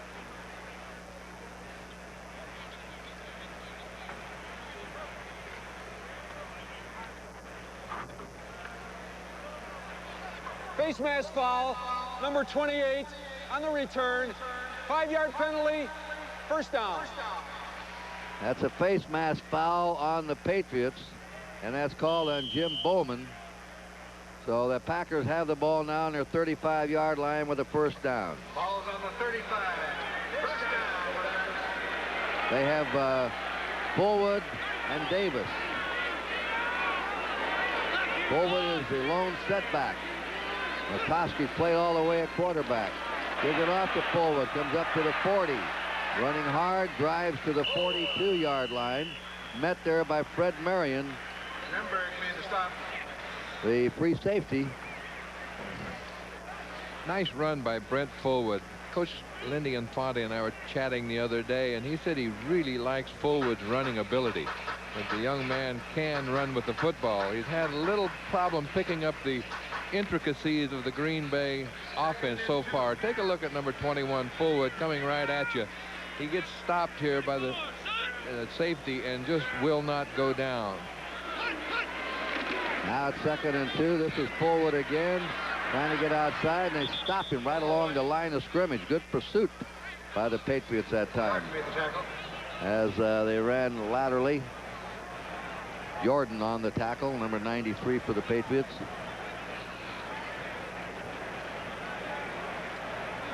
The Packers now have a 3rd down and 2 from their 42. Talked about that complicated offense by Lindy, who was a offensive coordinator at Cincinnati, then Cleveland. A charge timeout against the Packers here.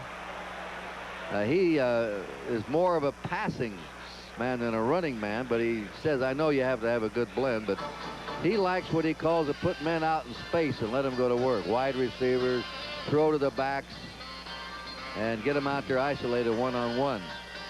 His first love affair is with the passing game, and he's made no bones about that, and he's brilliant in his execution and planning of his passing game. The running game will complement the passing game in that it gives the offensive lineman so much more time to block on the passing plays if the defense doesn't know exactly what to expect on every play. So you have to make that running game go. You won't win with the run, but you have to be able to run to win. We haven't had a sack in this game. There's Majkowski's figures, 9 out of 15, 100 yards. Basketball star, baseball star, he does it all. Track and football at Virginia. And now with the Packers. Came into this game completing 17 out of 30. And in the first half, he hit 9 out of 15, 1 for a touchdown. Made a good move there, too, Curt. Came up the line of scrimmage, 3rd and 2, critical situation. Didn't like what he saw, uncertain of the play that was called. Rather than make a mistake or run a play that couldn't be executed, let's call timeout. Let's go to the sidelines and talk it over and make sure we know exactly what we want to do in this situation. Neither team has converted on 3rd down. Each team is 0 for 4. Trying to get a first down on a 3rd down play. This is 3rd and 2. The Packers from their 42-yard line early in the 3rd quarter. They'll throw for it. Out it goes to Davis, and they've got the first down on a swing pass. Kenneth Davis caught the ball and had to be brought down by Ernest Gibson. The Patriots don't use a nickel back. They put 2 defensive backs in. They put McSwain and Gibson in. Gibson, a 5th-year player from Furman. Well executed here, Jerry. Yes, and this is the kind of offense Lindy Infante really likes. The controlled pass, the short pass across the middle, the back swinging out of the backfield like Kenneth Davis did there. Took the ball down the sidelines. First down, control. Green Bay's on the Patriot 48-yard line with a first down. Kemp in motion. Didn't go far on that one. As Davis is brought down, hit around the ankles. They may give McGrew. McGrew gets the credit for that one. Lawrence McGrew. 10-minute ticker. Cincinnati undefeated. Moves ahead of the Jets after trailing. Seattle over Cleveland. Indianapolis. Buffalo's finally scored. Kansas City. Bears looked good last week when I saw them. Rams 27, Atlanta nothing. Washington ahead of Dallas, and Tampa Bay over the Vikings. On 2nd down and 10, Majkowski's pass is deflected, intercepted by the Patriots. They have the ball. That's intercepted. There's a flag down. Flag on the play. Tim Jordan came up with it for the Patriots on the deflection. And it's in the Patriots secondary. And Mr. Excitement is pointing at the secondary. Walter Stanley indicating that the penalty may be against the Patriots, and the crowd apparently saw a signal from the referee indicating that. It was a loud cheer. Here's Walter Stanley. Yeah. He's saying, Holding number 26. I was held. Illegal use of the hand. Automatic first down. That's defensive holding, which is an automatic first down, and gives the Packers the ball on the Patriot 43-yard line. The holding was on Raymond Claiborne, the veteran right cornerback. Big mistake by the Patriots there. Yeah, they've been making the mistakes today. 2 turnovers cost them, and they've been penalized 6 times. First down, Packers out of the eye on the Patriot 43-yard line. A play action pattern right down the middle. It's deflected, and away it goes. It was coming down intended for Ed West, who had broken into the open. Look at the 2 Patriots down. They were doing ballet moves up in the air that time. Fred Marion. I think the other one is Roland James. I'm not positive. This is some ballet action. Watch the end of this play, ladies and gentlemen. Majkowski has had 2 balls tipped now, and both of them flying through there. Those players collided. One of them was flying through the air, and they collided together. We have a timeout in Milwaukee with the score. Green Bay 7. That last play. Roland James, Majkowski's pass tipped by one of the linebackers, and Roland James and Fred Marion collide, both going for the ball, and Roland James is slow getting up, but is now off the turf and walking off the field. It appears to be all right.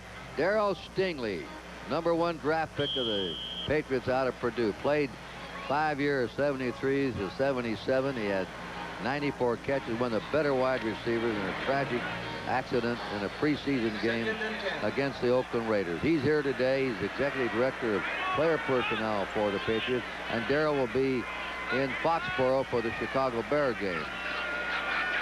What a courageous battle. 2nd down and 10. He's trying to get out. There's your first sack of the game. They bring him down on the 46-yard line.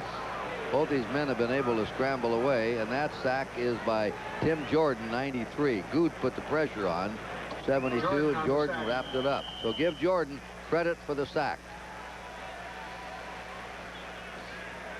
It's now on the 46-yard line of the Patriots, and they have a 3rd down and 13. Packers ahead, 17-3.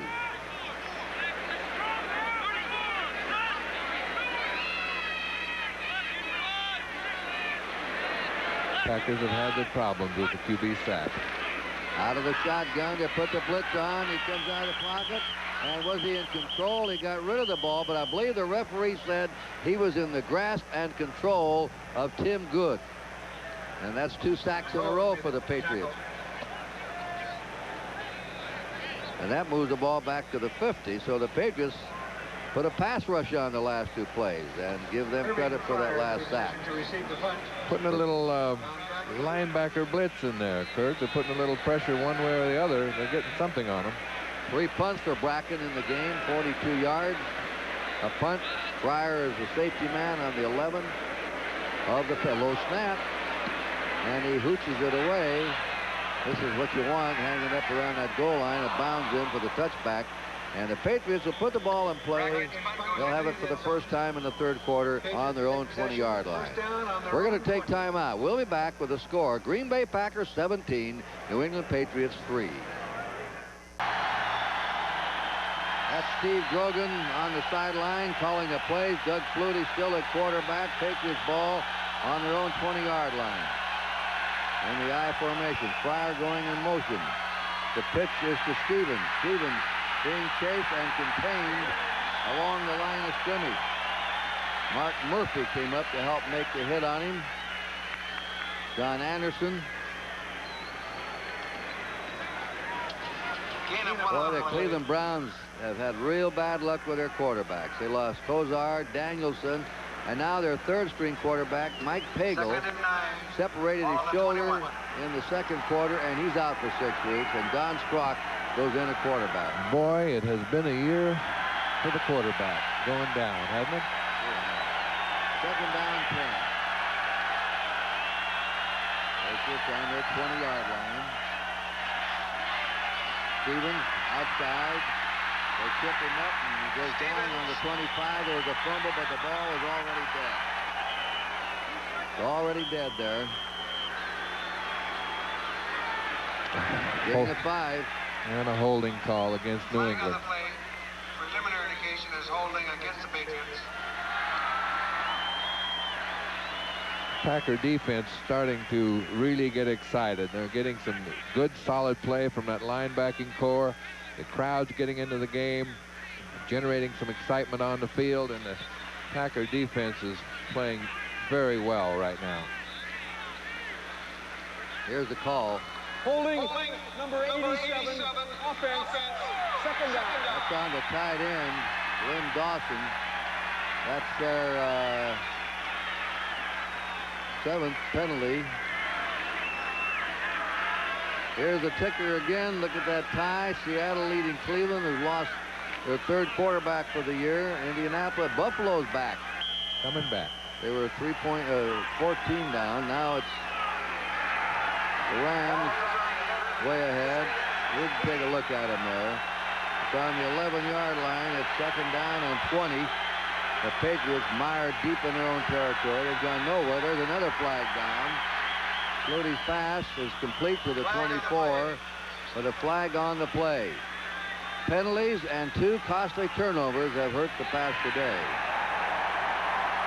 And the Green Bay Packer players clapping their hands. We're getting into a situation now. It's a false start. We're getting into a situation that the Patriots have not done anything since the first period in offense. And the question is, how long does this man, Raymond Berry, now go with Flutie at quarterback?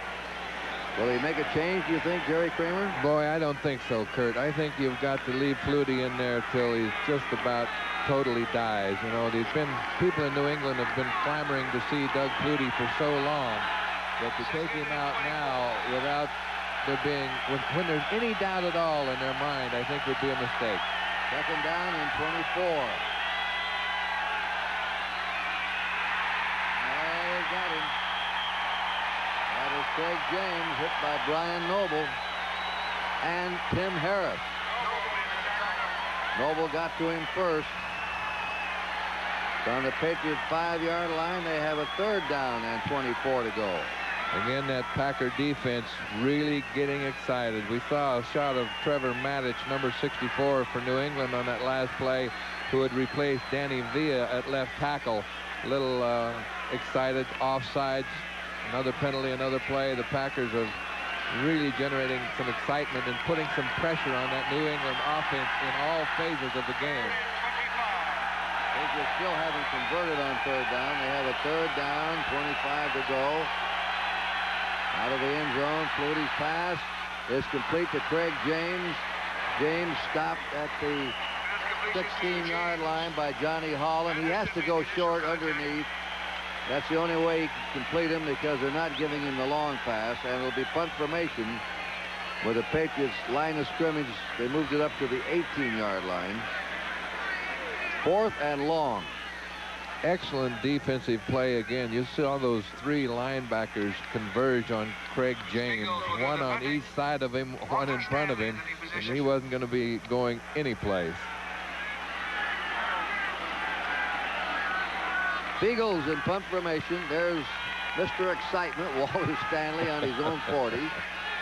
He'll be looking into a bright sun. And that kick is a low end over end. Stanley on the 48-50.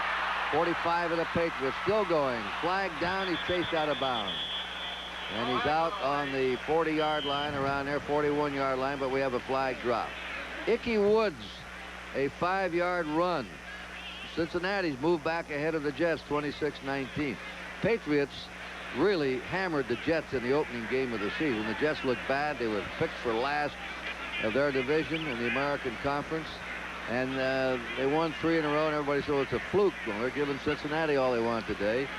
That's a pretty good football team right now, Jerry, the New York Jets. And Ken O'Brien is having an outstanding year. Boy, they really caught fire. You know, early in the year, they were rebuilding a bunch of new players and don't expect anything this year. And we've got a long way to go. And all of a sudden, things caught fire. Number 54, Green Bay, on the return. 1st down, timeout. We had a timeout. The illegal block was on Scott Stevens. So with a timeout, we'll tell you the scores. The Green Bay Packers 17, the New England Patriots 3. There's Flutie alongside Steve Grogan. The Packers have a 1st down on their own 48. They're ahead 17-3. Fullwood over the 50. 45 still going. And a 1st down at the Patriots 40. That's why they drafted him #1, that kind of running. A couple years ago. You know, it just sometimes takes a while for a young running back to grab the system and get comfortable with everything. I remember as we watched Fullwood here come up the middle for about a 9-10 yard gain. Nice run, avoids the tackler, good, solid, consistent running, good leg drive. Reminds me of Jimmy Taylor a little bit. You know, Jimmy Taylor, our fullback back in Green Bay, took 10 games before he learned the offense, before he could learn to play. So it's not unusual for a young guy to have problems. Green Bay's on the Patriot 40. Kemp was in motion. That's Fullwood again. He rips off another 5. Let's go right now to Gail Gardner in New York for an NFL update. Gail? Thank you, Curt. In Buffalo, the Bills coming back against the Colts. Jim Kelly out of his shotgun. He goes 16 yards to Andre Reed, who beats Willie Tullis, cuts the Colts lead to 17-14. Let's go back to Curt and Jerry in Milwaukee. Okay. So the Bills On the 35. right with them now. Second down, 5. Fullwood, third time in a row he's carried the ball. He pounds for 3 to the 32-yard line of the Patriots.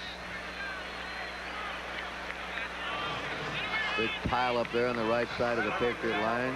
We have a couple of injuries. Lepet has a bruised knee, they say, and Ernest Gibson is in there for him.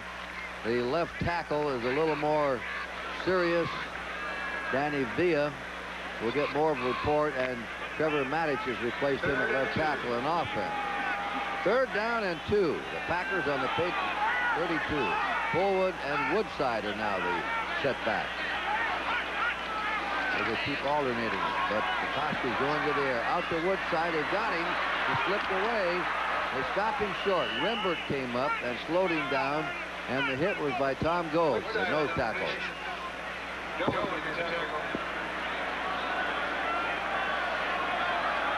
Fourth down, the crowd yells, "Go, go." They don't get paid to make those decisions. Yeah, they don't get fired when the decisions backfire either, do they? Fourth down, 3. Majkowski is signaling over to the bench. Green Bay's already used a timeout here in the third quarter, which is waning away with 5:30 to go. Fullwood is an offset back. Kenny Davis is out wide. Now Fullwood hops behind the quarterback.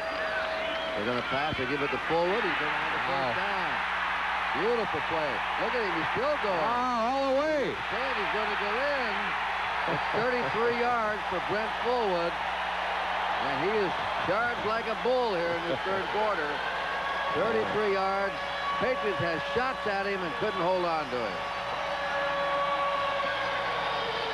33 yards for the touchdown, and that may put them over the 100-yard mark. Let's see what they had. They had the 42 in the first half, 75.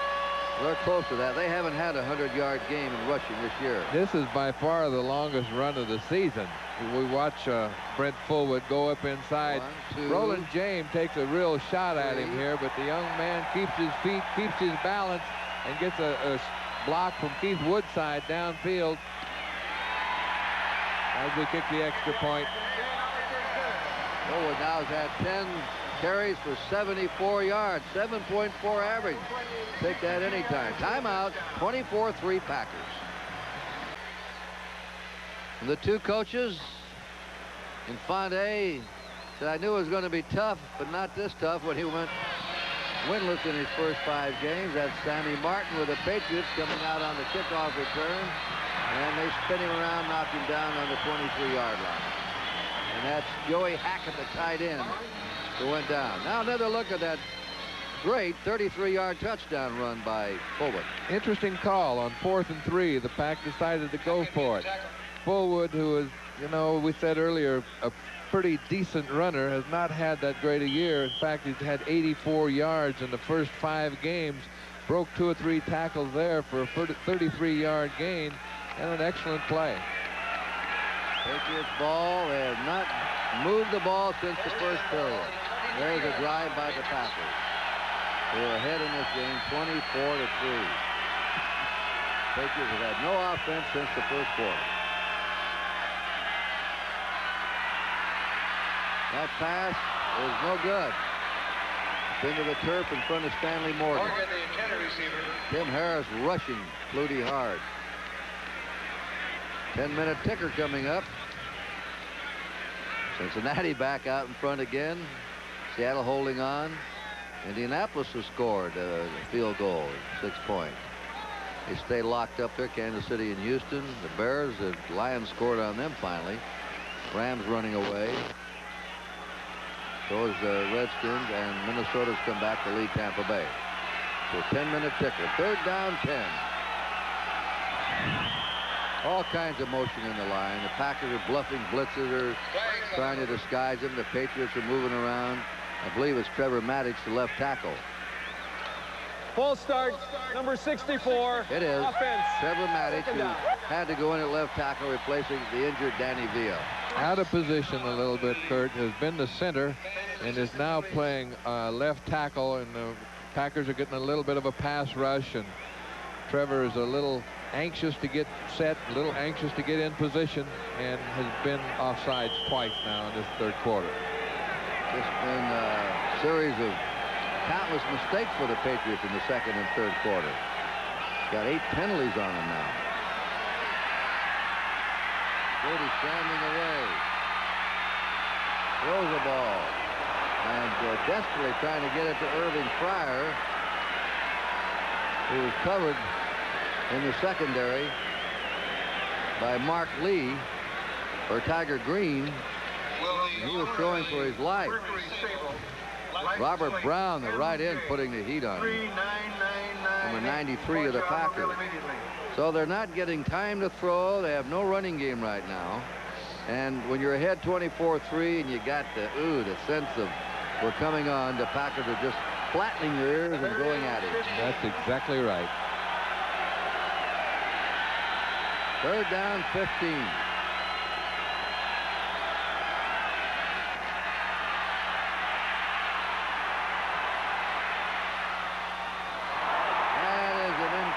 Everybody's scrambling. They say it's an incomplete pass to Cedric Jones. Packers recovered. It was jarred loose, but Jones never had control of the ball. And again, the Packers stop him. That's Ken Stills that jarred it loose. They have a Patriot player down. Flutie moving out of the pocket again like he did earlier in the game to get a little time. He was throwing the ball to Irving Fryer. Kenny Stills, number 29, came up behind and knocked the ball loose. And Fryer is down on the turf. He's injured at the moment. Sorry, just a little correction. It was Jones crossing over, and Fryer was crossing right toward him. Okay. So that's Fryer down. Yeah, the pass was intended for Jones. Somebody. Jones. It's interesting, Curt, we were talking about the Patriot offense having a little trouble now. Notice in the 1st quarter when they were running the ball successfully, they were had a balanced attack, good pass protection. The quarterback had time to throw. Flutie was throwing from the pocket, rolled out occasionally at his choosing. He would roll right, he would roll left, do exactly what he wanted, as we watched Steve Grogan warming up on the sidelines. And it looks like we're about to see Grogan. Doug has had a difficult time this last quarter. He's getting tremendous amount of pressure on him, scrambling all over the place and throwing the ball badly a couple times. Jose Canseco hit his 3rd home run of the American League Championship Series. He's at 2 with nobody on and 1 with 1 on, and Oakland leads the Red Sox 1-0. It's pack the bags time if the Sox don't win today. Fryer is being helped off the field. The score here, if you just joined us, is 24-3 in favor of the Packers, Number 80, who have controlled this game since the end of the 1st quarter. And the Oakland game is Hurst and Stewart, the pitchers. That could be a very costly injury to the New England Patriots. Irving Fryer is a fine young talent, fine young receiver, and it looks like it might be something in the knee.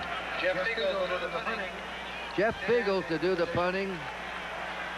Stanley's on his 42, looking into the sun.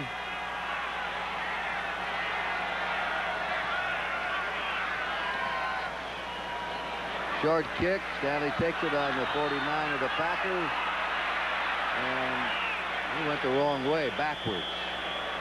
He took it on the 49. He's tackled back around his 42-yard line. A 34-yard punt, -8-yard return, and Vincent Brown went down the horse collaring. Trying to get behind that wall of blockers, you sometimes have to lose a little ground to get around the corner, and he lost a little ground and never got it turned up. Reminder to our viewers, we'll be selecting the Budweiser Most Valuable Player for today's game at the conclusion. First down, Packers on the 43-yard line. They're leading 24-3, 4:35 to go in the third quarter. Play action. Complete to the tight end, Ed West. West is down on the Patriots 47, and it might be a first down. He's hit by Ernest Gibson, the left cornerback. West, 2 touchdowns this year. He's caught 13 passes, 7.7 yards. From Auburn, his 5th year. We watched Lindy and Fonte. That last pass was a perfect example of what your running game does for your passing game. That play fake into the line froze those linebackers and gave the quarterback plenty of time to throw the ball. First down for the Packers on the Patriot 47. They fake a rollout by Majkowski. He's got a man wide open. It's complete to the tight end West. Come right back to him on a rollout play, and another first down. And the Packers are just sort of shredding the Patriots now. Roland James with aid from Johnny Rembert. Packers have controlled this ball, Jerry, in the third quarter almost all the way.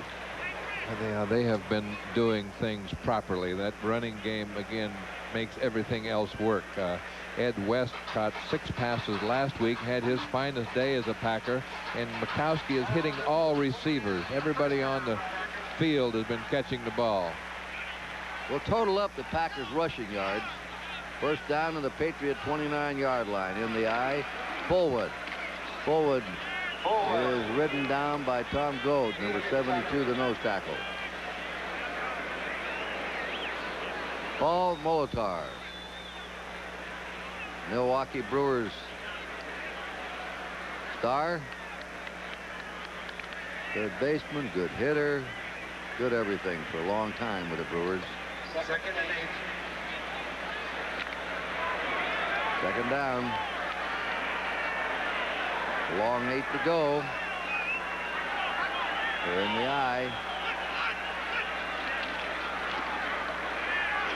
And down goes Ken Davis. Ex of Texas Christian. He's brought down on the 27 of the Patriots. Third down.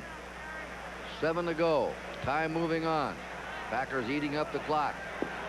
Now they get Sharp, Kemp, Stanley, and Scott into the game. 4 wide receivers. The Packers have had about 115 yards rushing today versus 34 against the Bears and 39 minus the quarterback's run against Tampa Bay. They're 1 out of 7 in third down conversions, the Packers. And he's going to take off. He won't make it. He's out of bounds on the 25 of the Patriots. He's short. He's 4th and 5, and let's see if the Packers try the field goal with 1:38 to go. That play was turned in by Rembert, who slid along. McGrew came up to help. And Zendejas, who's hit 4 out of 9 now. This will be a 43-yard attempt. Coming in here 1 out of 3 between 40 and 49. 43-yard attempt. The kick is up, and it is no good. He missed that one. The kick by Zendejas is wide to the left. And nobody feels worse than Mr. Zendejas right now.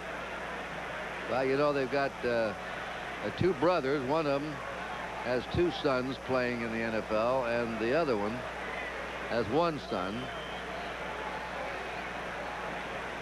So they're scattered around. It gets confusing sometimes on Sundays when they start posting those field goals. It does, Curt. I believe we have a new quarterback's come in for the Patriots. And it is Mr. Grogan. Grogan at quarterback. Flutie couldn't move the team after the first quarter. Grogan is in there now in the shotgun. Grogan's quick pass is to Craig James. James brought down the first down for the Patriots at their 36. Well, Grogan hits in a hurry, and John Anderson made the tackle. Time called. James goes out. There's Flutie's final stats. 14 out of 25, 140 yards, no touchdowns, 2 interceptions. Grogan again. This pass is, intercepted by Ken Stills. He's intended for Cedric Jones, and Stills brings it back to the 48 of the Patriots. Ron Pitts it is. Ron Pitts, the son of Elijah. He brings it back.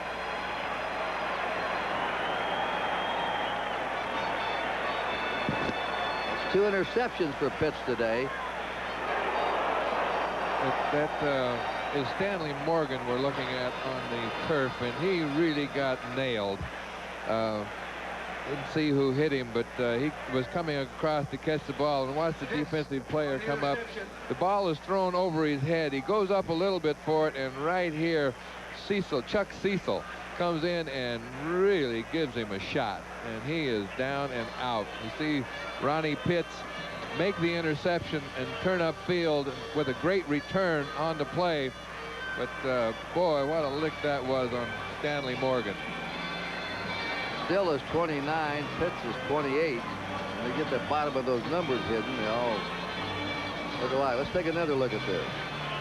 Another look. The ball is thrown a little bit high, and Stanley comes down and really doesn't have a chance to catch his breath. And Chuck Cecil, a fine young hitter and a fine young football player, got a reputation. Intercepted 3 passes so far for the Packers. Got a reputation as being a pretty tough young kid. Also a scholastic All-American in college, a bright young man, and it was just a combination of time and events, and Stanley Morgan was in the wrong time at the right place. And it's kind of difficult to see that with Darryl Stingley sitting on the sideline. You know, Cecil intercepted 20 passes in his high school career in Arizona, then 21 in college at Arizona, which is an all-time career Pac-10 record. And in his rookie year, he's already picked off 3 passes this year. Fine young football players. We look at Darryl Stingley, a young man who's had to live with a hit just like that for the last 10, 11 years. He had to live in a wheelchair, the quadriplegic, in a situation much like the one we just witnessed. You can't help but wonder the thoughts going through Darryl Stingley's mind at this moment. As we look at Stanley Morgan, a 12-year veteran on the sideline. One more look, and Chuck Cecil comes up, and good, solid play. Nothing dirty, nothing out of the way. Just a fine, solid hit. Stanley Morgan is seriously hurt, it looks like. They brought the stretcher on the field. Coming up next, most of these NBC stations. Stay tuned for the second half of our football doubleheader. Some of you will see a battle by the Bay when the American Football Conference champion Broncos take on the 49ers, plus regional action. Check local listings for the game in your area. Our score here is 24-3. The Buffalo Bills, who were trailing Indianapolis 7-0 or 17-0, have rallied and have now taken the lead 21-20. We're taking a look here at Chuck Cecil, number 26, the young rookie for the Green Bay Packers, and he was the defensive back that delivered the blow on Stanley Morgan. I mean, you know he feels very badly about that. It was then they're looking at Stanley. It was a good football play. It was a good, clean football play. Nothing out of the way, nothing out of the ordinary, except it was an extremely violent football play. And that's something none of us like to see. Shot of Coach Raymond Barry on the field looking down at his player.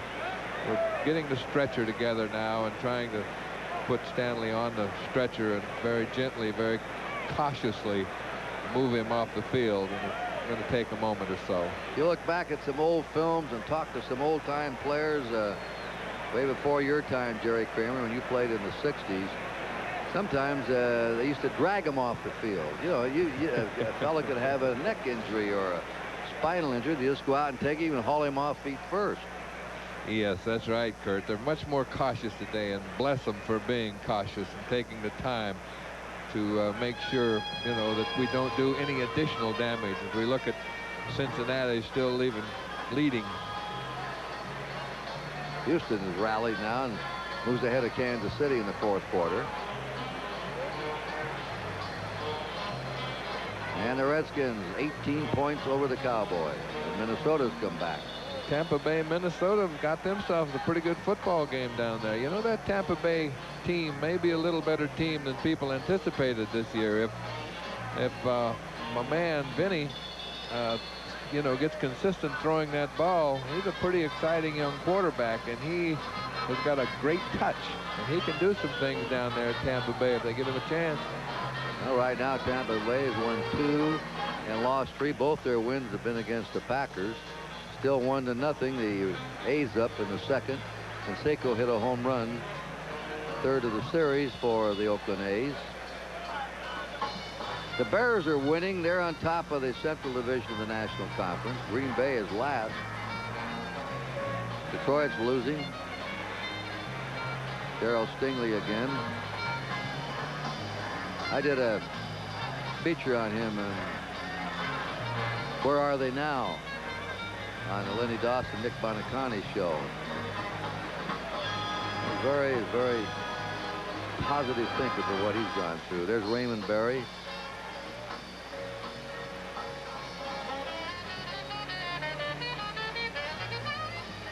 Long delay here. There's Grogan, 14, crouched over Stanley Morgan. The tight end is Dawson, 87. Stanley Morgan, the personification of a pro. His 12th year, he seemed to play better and better and better, and Raymond said that the last 3 years have been his best years. Conscientious, dedicated, committed, intense, really capable football player. And you hate to see any kind of an injury to any guy, and especially a guy that is such a great pro. Well, he went to the Pro Bowl for the 4th time last year. 2 consecutive seasons. He was out of the University of Tennessee. Nearly 500 receptions, Curt. He's been here a while and been a performer. Well, I'll tell you, in '86, he caught 84 passes, led the NFL, and 1,491 yards. He's got a career average of 19.7.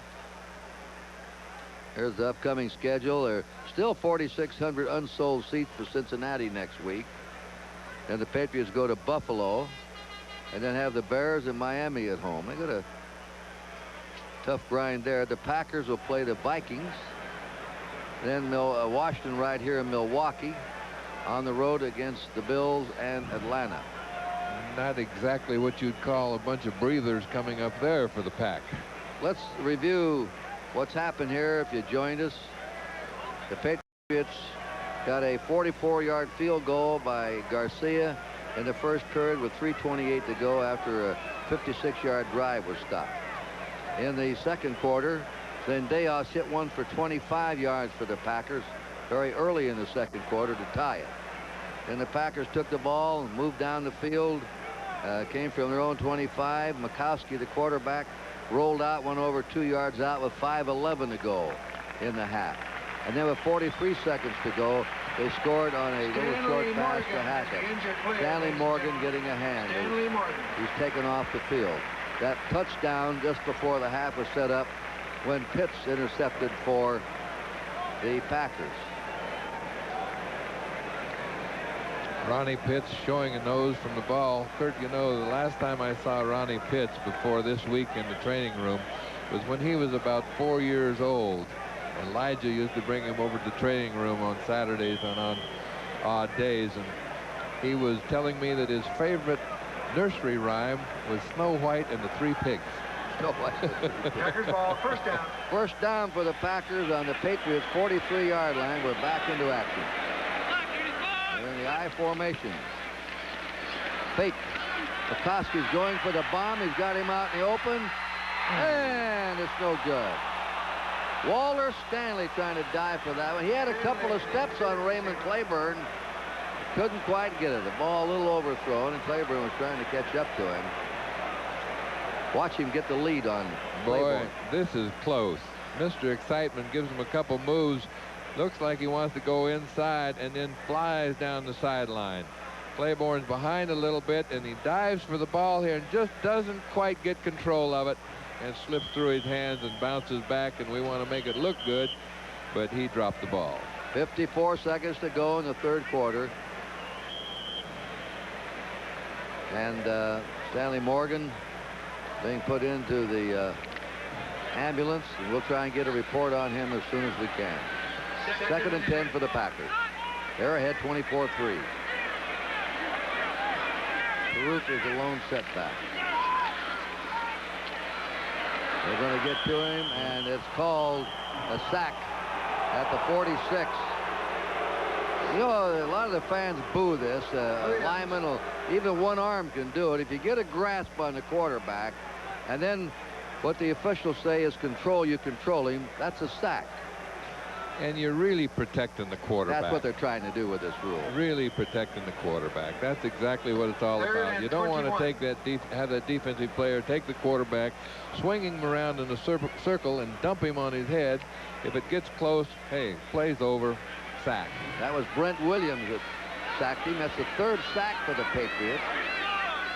The Packers haven't had any. The Patriots have made 3 turnovers today, and the Packers none. On a long third down play, it goes to Sterling Sharp, who catches the ball just short of the Patriots' 40-yard line, but they're short of the first down. Marion made the tackle. So it'll be 4th down and 8. We're nearing the end of the third quarter here, as you see the clock.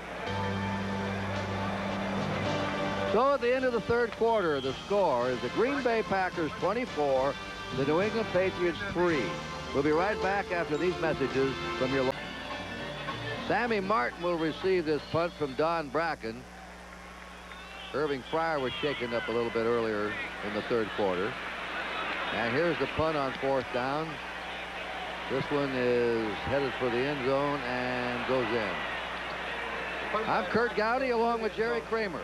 And we're going to have the Patriots now with Grogan taking over on the 20-yard line. Judge Flutie played all the way until late in the third quarter when Grogan replaced him.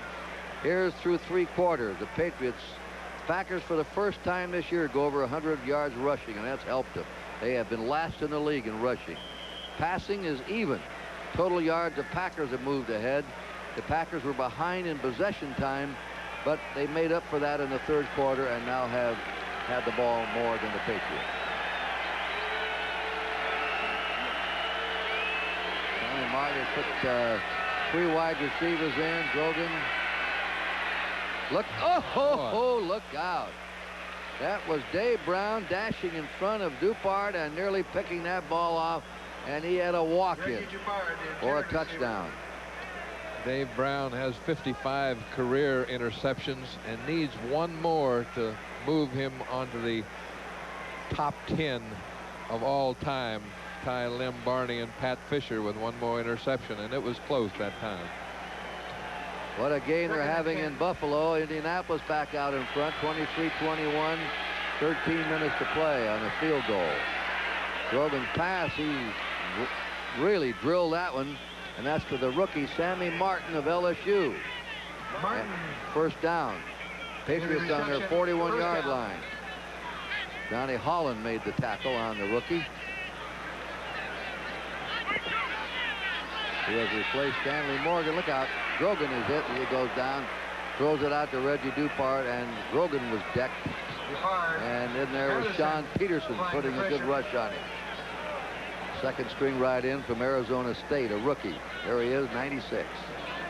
Sean appeared to be late getting into his position that time. Kind of came skipping up to the line of scrimmage. It's about time the ball was snapped and really didn't get set, just kept right on going. Patriots on their 40, 2nd and 10. Cincinnati hanging on so far. We saw in the 4th quarter Buffalo. The other scores are about the same. Grogan nearly slipped, and that pass to Martin was no good. There with him is Ken Stills, a free safety. Sammy Martin, 175-pounder out of LSU. 3rd down. Just checking here. The Patriots have not had the ball, I don't believe, in Green Bay territory in the 2nd half. 3rd and 10. They haven't. This is about their deepest penetration this half, the 40-yard line. 3rd down and 10. Everybody moving. That looks like a false start by the Patriots. What caused that? The Packers were acting, bluffing around with blitzes, then dancing back out of them. Start, number 78, offense. 3rd down. You know, Curt, Gino Cappelletti gave us a fascinating statistic last night. He was saying that of the 14 teams that rushed more than they passed last week, 14 of the 14 won. The week before, the team that rushed the most, 13 out of 14 won, and the week before that, 13 out of 14. Patriots have had 3 turnovers and 10 penalties. They haven't converted on a 3rd down play. Grogan. That's intercepted. Chuck Cecil, tackled by Cedric Jones. He flipped the ball off. And there he is. 26. Cecil on Chuck Cecil on the interception. Lateral to Brown when he flipped it off. That's the 4th interception for the rookie this year. That's the young man we just saw put that hit on Morgan a moment ago, and this is the rookie, and this is his 4th interception in 6 games. That's pretty outstanding for a young rookie. Certainly has is. the presence of mind to lateral a ball to David Brown when the tackler has him around the ankles, and it's the Packer ball at the 49-yard line. And they're ahead 24-3. Really in command right now. They have Woodside as a tailback, sharp in motion. That's Woodside breaking through and going to the Patriot 47. So it has to be, so far, a satisfying day for the new Green Bay coach, Infante. He's trying to get improve the run. They've gone over 100 yards for the first time this year, and their defense has played well. But it hasn't been a bad defense this year. They're up there about 5th in their conference in defensive total defense statistics. The defense has played well, Curt. The things that they started off doing, like the offside penalty, the interception, interference, the holding, so many things they did the first quarter, are the kind of things that have beat the Green Bay Packers all year. But since then, they have eliminated the mistakes. 2nd down, 6. Woodside and Fuller. Majkowski out to Fuller, and he's out of bounds close to the 40-yard line of the Patriots. Taken out by Ed Reynolds, the inside linebacker. More on that thought about eliminating mistakes. Coach Infante told the team this week, he said, you have been playing 2 football teams out there. You play the opponent and you play yourself. And you yourself have been beating you more than the opponent. So if you can eliminate the mistakes, stop dropping the balls, and stop beating yourself, you can be a pretty good football team. And that's what the Packers have done the last 3 quarters. There are the Patriot injuries today. And right now, the temporary diagnosis on Stanley Morgan is a concussion.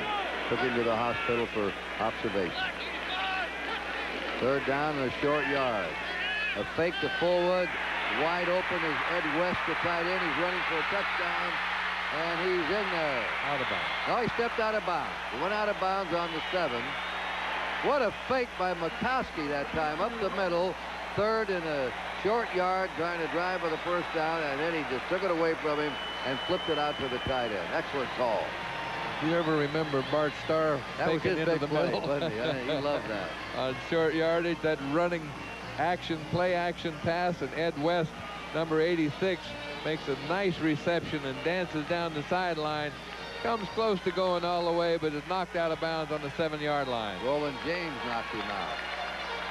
Green Bay on the Patriots 7, and right now the Packers are laying it on the Patriots.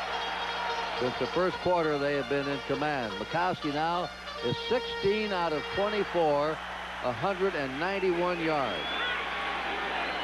Second-year quarterback, a young quarterback. Fullwood blast into the end zone. His second touchdown of the game. Yeah, he's all fired up. This has been his best performance by far this year, and the flag is down. He's pumped up. That offensive line is pumped up, and you saw Fullwood give the ball to Ken Rutgers, the right tackle, and let Rutgers spike the ball that time and be a part of that touchdown celebration. Well, let's see what it's going to be about. We have an unsportsmanlike conduct foul for illegally spiking after the touchdown. Number 75. It'll be enforced on the kickoff. Yeah, a little bit expensive for Rutgers to get the spike, but hey, for an offensive tackle to get a spike, it's worth it.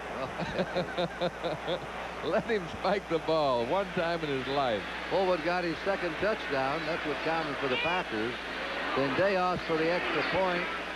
And it is good as the Packers are running away from their interconference rival New England Patriots. It's now 31-3, and they have stopped the Patriots cold since the first period. The Patriots have not been in Packer territory in this half. We'll be back. There it is. Green Bay pouring it on. Allen and Martin deep for the Patriots on their 9-yard line. Then Dayos kicking off from his own 30 after the penalty. An illegal spike, and that's Sammy Martin with the ball. Coming out to the 30, 35, the 40, brings it upfield almost to his 45-yard line.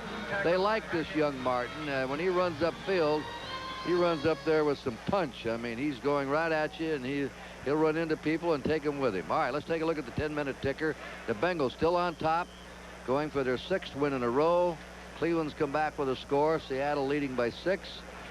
Indianapolis back out in front of Buffalo. That'll be a great finish there. Defensive battle, Houston and Kansas City. Bears looking good. Leading Detroit look bad. And it's a big win for the Redskins over the Cowboys. Doug Flutie is back in the game now. Flutie's back. And runs out on the 47-yard, 48-yard line. Chased out by Brian Noble. This is interesting. You bring Flutie back in. Why? Well, I would say this game looks almost out of control, and maybe they want to get him back in here and some playing time, experience in the Patriots system. Oakland leading 2-0. Henderson, an RBI double. 2nd and 7. He's a good postseason player. Nobody wanted him, but he won it in '86 for the Red Sox. Here he's back again having a good postseason. Wow. What was that? What kind of pass do you call that? Well, he can throw them anyway. Overhand, sidearm, underhand, basketball flip passes. It looked like a push pass from the chest. Well, it was Grogan back on the sideline. Grogan threw a couple of interceptions when he came in. Tony Eason has a bad arm. It's getting better. Nobody knows when he'll be back. There's Grogan, 2 out of 7. And Tom Ramsey started last week and was lifted after 3 quarters when Flutie came in and sparked him to the win. 3rd down, 7. Patriots on their 48. They have not been across the 50-yard line in this half. And they still aren't. That pass was to Cedric Jones. Chuck Cecil defending. Jones has averaged 16 yards a catch, and there goes the photographer down. Cedric Jones comes back and says, I'm sorry. Couldn't help it. Incidentally, we've got word that Stanley Morgan, the injured Patriot, had a bad concussion. As we watch Cedric go down the sidelines, Chuck Cecil will come over right here from his safety position, but the ball is out of bounds, and Cedric runs over the photographer. Depard and Patupu are in the backfield. Flutie with a 4th down. They're going for it. Offside. And you have an offside or a motion penalty against the Patriots. Pass is incomplete, intended for Cedric Jones in a crossing pattern. And Flutie saw. Shucks. Ray Berry. Yeah. Ray has been unhappy with the offense all year. It's just been non-productive is his term. He can't seem to get things going. Number 83, offense. That was on Jones, as we called it, at the line of scrimmage. First down the other way. Packers decline it. And still the Patriots have not been in Packer territory in the second half. That's how dominant Green Bay has been, led by this young quarterback from the University of Virginia, Don Majkowski. First down for the Packers. And he's had good statistics. 16 out of 24, 191 yards. An official's timeout. We'll be back in Milwaukee, 31-3 Packers. At the start of the game, we asked, pardon me, Jerry Kramer about the Packers. He said inconsistent. They've been consistent today, getting some rushing yards, over 100 for the first time this year. Brett Fullwood's been the spark there, and we'll talk about him. Right now, the Packers have the ball first down on the Patriots' 48-yard line. Here's Fullwood, and he's out of bounds in the 45. That gives him 87 yards rushing. It's more yards rushing in this game than he's had the previous 5 games. He came into this game with 84. Jim Bowman made the tackle. That's his career high also since he's been with the Packers, a #1 draft pick last year. Talking with Coach Infante earlier in the week, there have been some bright spots on this Packer team. It's hard to see an 0-5 team, but there had been some talent. There had been some moments. They just hadn't been able to put it all together. They certainly are doing that now. 44, 2nd and 6 in Patriot territory. There goes Woodside. Trying to squirm. He doesn't get much, maybe a couple of yards to the 42. And it was Edmund Nelson who's in there now, who made the hit on him, a 3rd-string right end. It was interesting what you told me that Infante told his team this week. About not beating themselves? Yeah, that they had been playing 2 football teams. They'd been playing the opposition, and they had been playing themselves, and they themselves had been their own worst enemy. And today they've eliminated those mistakes, those penalties, those drop passes, and have not played themselves. Kemp out in motion.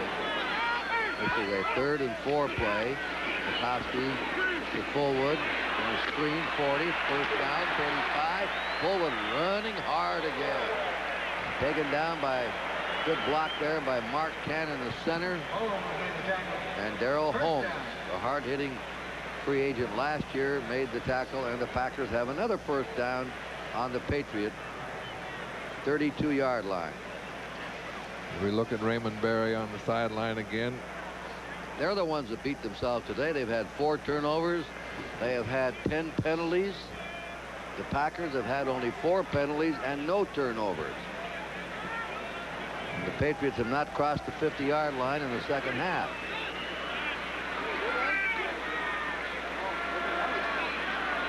First down, Packers on the Patriot 32.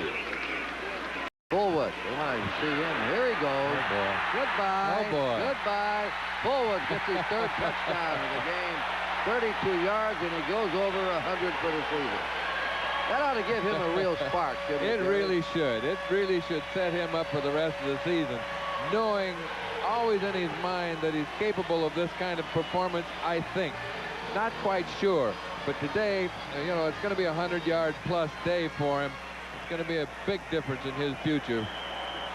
Takes a little step inside as Majkowski hands the ball off, cuts back inside, and hey, it's off to the races. Gets a couple blocks out there. Kenny Rutgers is out there giving him a block, and he's going to go sidestepping into the end zone. Chaos for the point, and the Packers now lead 38-3. Since the first quarter, it's been all Green Bay. There's the Auburn All-American, Brent Fullwood. He replaced Bo Jackson The year after, made All-American. Jackson was All-American the year before. They turned him out at Auburn.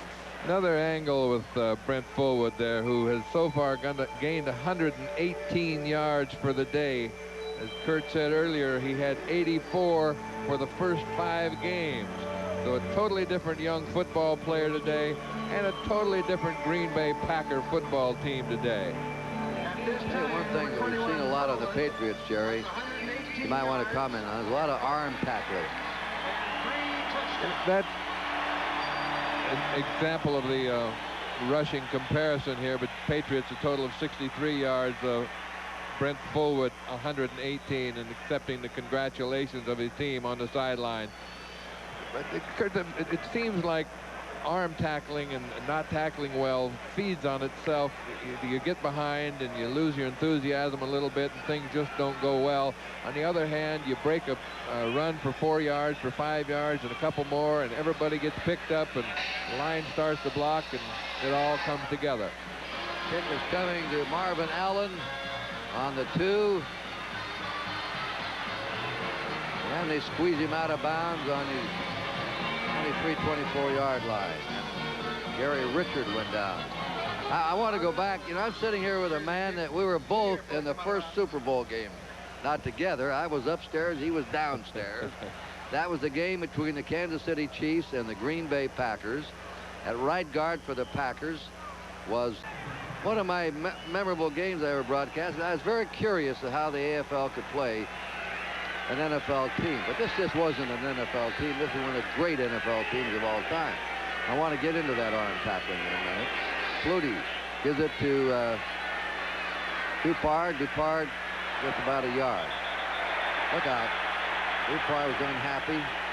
And that's Tiger Green. They were going at each other. Number 23, Tiger Green. Anyway, in the second quarter, Kansas City had a good second quarter. A lot of play-action passes. Lenny Dawson was a clever ball handler. And at the end of the first half, it was 14-10 in favor of Green Bay. 2 or 3 years later, as we look at the 10-minute ticker, there's a final. Seattle wins. I was with Willie Davis, the defensive captain. What did Lombardi say to you guys at halftime? He says, quit reaching and arm tackling. Hit somebody. You remember that? He hated arm tackling. Yeah. He'd like to see that shoulder and those arms grasped around the runner, the ball carrier, and the shoulder driven through the offensive player. Oh, the Vikings just squeaked by. Let's see. That makes the Vikings now are 4-2, and Tampa Bay's 2-4. We got a penalty flag down on the far sidelines, Curt. I don't know if that was Tiger Green or... He looked more like Tiger Jack Fox, the old boxer, there for a moment.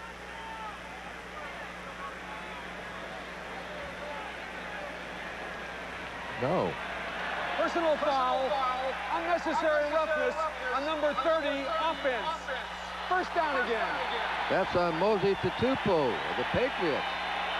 Unnecessary roughness on the 11-year veteran. Denver at San Francisco. The Broncos and the 49ers next. Over most of the NBC network, Merlin Olsen and Dick Enberg. Well, I thought Dick was great over there in the Olympics. He is just a consummate professional. Well, he did a little talk piece about Greg Louganis, one of the best I ever heard. Flutie.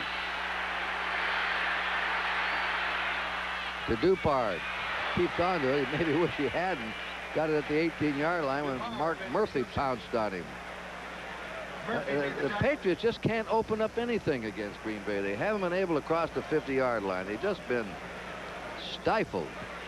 You know, I would like to see Flutie put a little more zip on that ball. His ball seems to be floating a little bit today, and it takes a little longer to get there than you would like to see. 9:50 to go in the game. Now he's got some time. Or he did have some time. Fumble. Tim Harris batted the ball away from him. That was a fumble. His hand did not start forward. That was not an attempted pass. It was a fumble. I believe Dupard recovered it. And Tim Harris went by earlier. Jason Flutie. Sometimes you'll get 2 or 3 shots at a guy like Flutie, but he went by earlier and was blocked out and then came in from behind and knocked the ball out of Flutie's That's like those rolling in a gun gallery at a carnival, you know, when they keep coming around at you 2 or 3 times, you may get another shot. Get him eventually, huh? Third down. 21 yards to go. And they roll out again. This is a screen to Dupard, coming up the field and gets out to the 26-yard line, taken down by Weddington. They're throwing a lot to Dupard in this game. Weddington, second-string linebacker from Oklahoma, his 3rd year. It is 38-3 Green Bay. They hadn't won one yet. The only team without a victory in the National Football League 1988, and they're winning with authority today. Walter Stanley ready to do something here to live up to his own given nickname, Mr. Excitement. I like his modesty. What do you call yourself, Walter? Mr. Excitement. Good punt by Fiegels. And Mr. Excitement gave him some excitement as he dived for that one on his own 39. Timeout on the field in Milwaukee. 8 minutes to go. Green Bay 38, New England 3.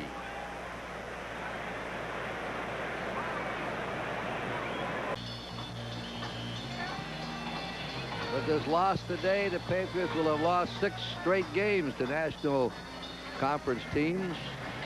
38-3 Green Bay, 8 minutes to go. Green Bay has the ball in their 40-yard line with a first down. Ken Davis, the tailback in the eye. That's Kemp in motion. Davis has it at the 40 and down at the 43-yard line. Darrell Holmes came up to hit him, the free safety. Second down, 7. Started to talk about it earlier, that tendency of a good running game to feed on itself, a good offense to feed on itself. You get a run, you get something happen, and the whole football team increases their level of performance a notch or 2. The line starts blocking better, the backs start running a little harder, the quarterback's a little sharper, the performance of the whole team improves. Euchre just came in at tackle for the Packers out of the eye. Second down, 7. The rookie Sterling Sharp goes in motion. And that is Davis once more. He goes out to his 47-yard line, a 4-yard gain. The Packers have 3rd and 3. Raymond Claiborne made the hit on him, and as the Packers run this ball, the clock ticks on. All right, let's take the 10-minute ticker. Cincinnati now is roaring away from the Jets. They're on their way to their 6th win in a row. Seattle won today. Buffalo's come back to take the lead over Indianapolis. Low-scoring game. Houston still ahead by 1. Chicago's on their way to another win. The Rams won. 3rd down, 2 to go. Green Bay on their 47.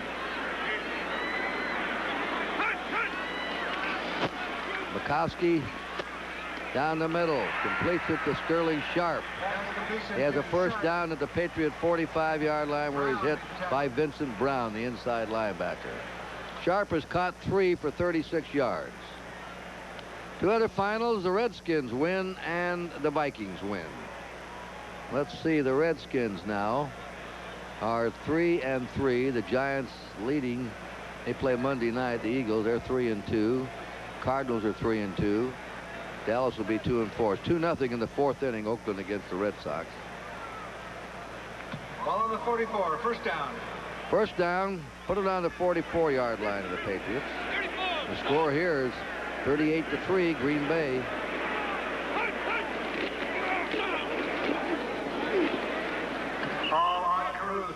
Paul Ott Carruth. I asked Green Bay people yesterday why the full name. So that's his full name, Paul Ott. He's a distant cousin of Mel Ott, Hall of Fame baseballer. He used to hit, cocking one leg up in the air as his front leg as he stepped into a pitch. Boy, could he hit. 2nd and 7. He was so good, Jerry, when he was 16 years old, they wanted to send him to minors, and McGraw wouldn't let him. I don't want somebody to ruin him. He's going to sit right by me. 16 years old. 16 years old. Incredible. San Diego ahead of New Orleans. 2nd down 8. That's Davis dancing away. Look at him. He's hit from behind by Lawrence McGrew. And again, the Packer runners are just breaking tackles here. Just Watch running how many away from times people. he's hit. Paul Carruth got a nice block there to help Davis downfield. Ron Hallstrom also There's 1. trying to get out in front. 2. Trying to stay out of the way right now. Davis has finally got a piece of somebody. Hallstrom did, and Davis goes on down the field for a nice gain. Green Bay on the Patriots 14-yard line. Total yards rushing, Green Bay. We'll figure it out. First time this year they've gone over 100. Percy Kemp in motion. That's Carruth. And he's still going. He's down to the 8-yard line where Tim Jordan had to take him. This is one of the reasons why teams that can rush win, and winning teams rush. At the end of a ball game, when you want to use up the clock, not necessarily in this situation, of course, when you want to keep a team off the field, but the ability to use that clock. Watch Paul Carruth come up behind that wall of Packer players. Now that offensive line is starting to move off the ball. Paul gets a little plugged up on the inside, moves it outside, finds the hole, but he's getting some blocking up front.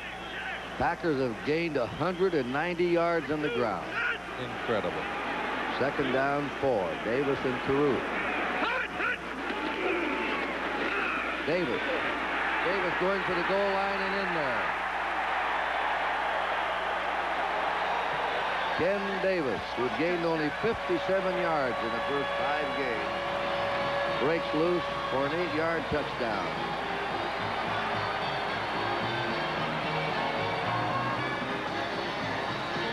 And this is mayhem in Milwaukee. Incredible from all angles. Ken Davis gets the ball. That offensive line moves off the line of scrimmage, is now dominating the line of scrimmage, and Ken Davis is starting to feel the confidence and the power of a winning football team, and he runs over one tackler and gets into the end zone. Then Deos for another point. That's good. 44-3 Green Bay. Bullwood has scored 3 touchdowns running. Davis has just scored an 8-yard touchdown run. Watch Davis as he moves in behind that offensive line. Gets a nice hole here at the line of scrimmage. Now he's just going to run over a tackler right here. Number 41 comes up, and Davis just keeps his balance and has seen Bullwood run for a couple touchdowns today, and he said, hey, I want one too. Goes into the end zone. And from a 3rd angle, the blocking up front, Paul Carruth puts a nice block on. Ronnie Hallstrom's got a block up front. Dave Croston got a block up front. And Kenny Davis runs right over Darrell Holmes on the way to the end zone. Well, we've got another final. Houston won their 4th game against 2 losses, and they beat Kansas City 7-6. Look at this score.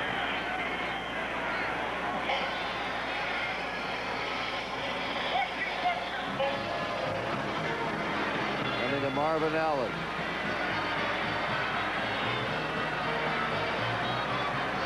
Flag is down. Still going out to the 31-yard line.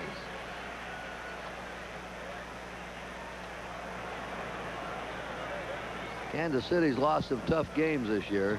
Dinner and Stills made the tackle. And they are now 1-4-1.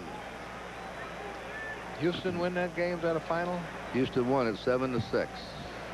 Houston's got a good football team down there. Illegal use of the hands. Number 80, kicking team on the run back. 5 yards from the end of the run, 1st down. That's against Clint Didier, the tight end. Gives the Patriots a ball on their 36-yard line with the 1st down. Incredible story of the 2nd half. The Patriots haven't crossed the 50-yard line. They have been completely contained by an aroused Packer defense.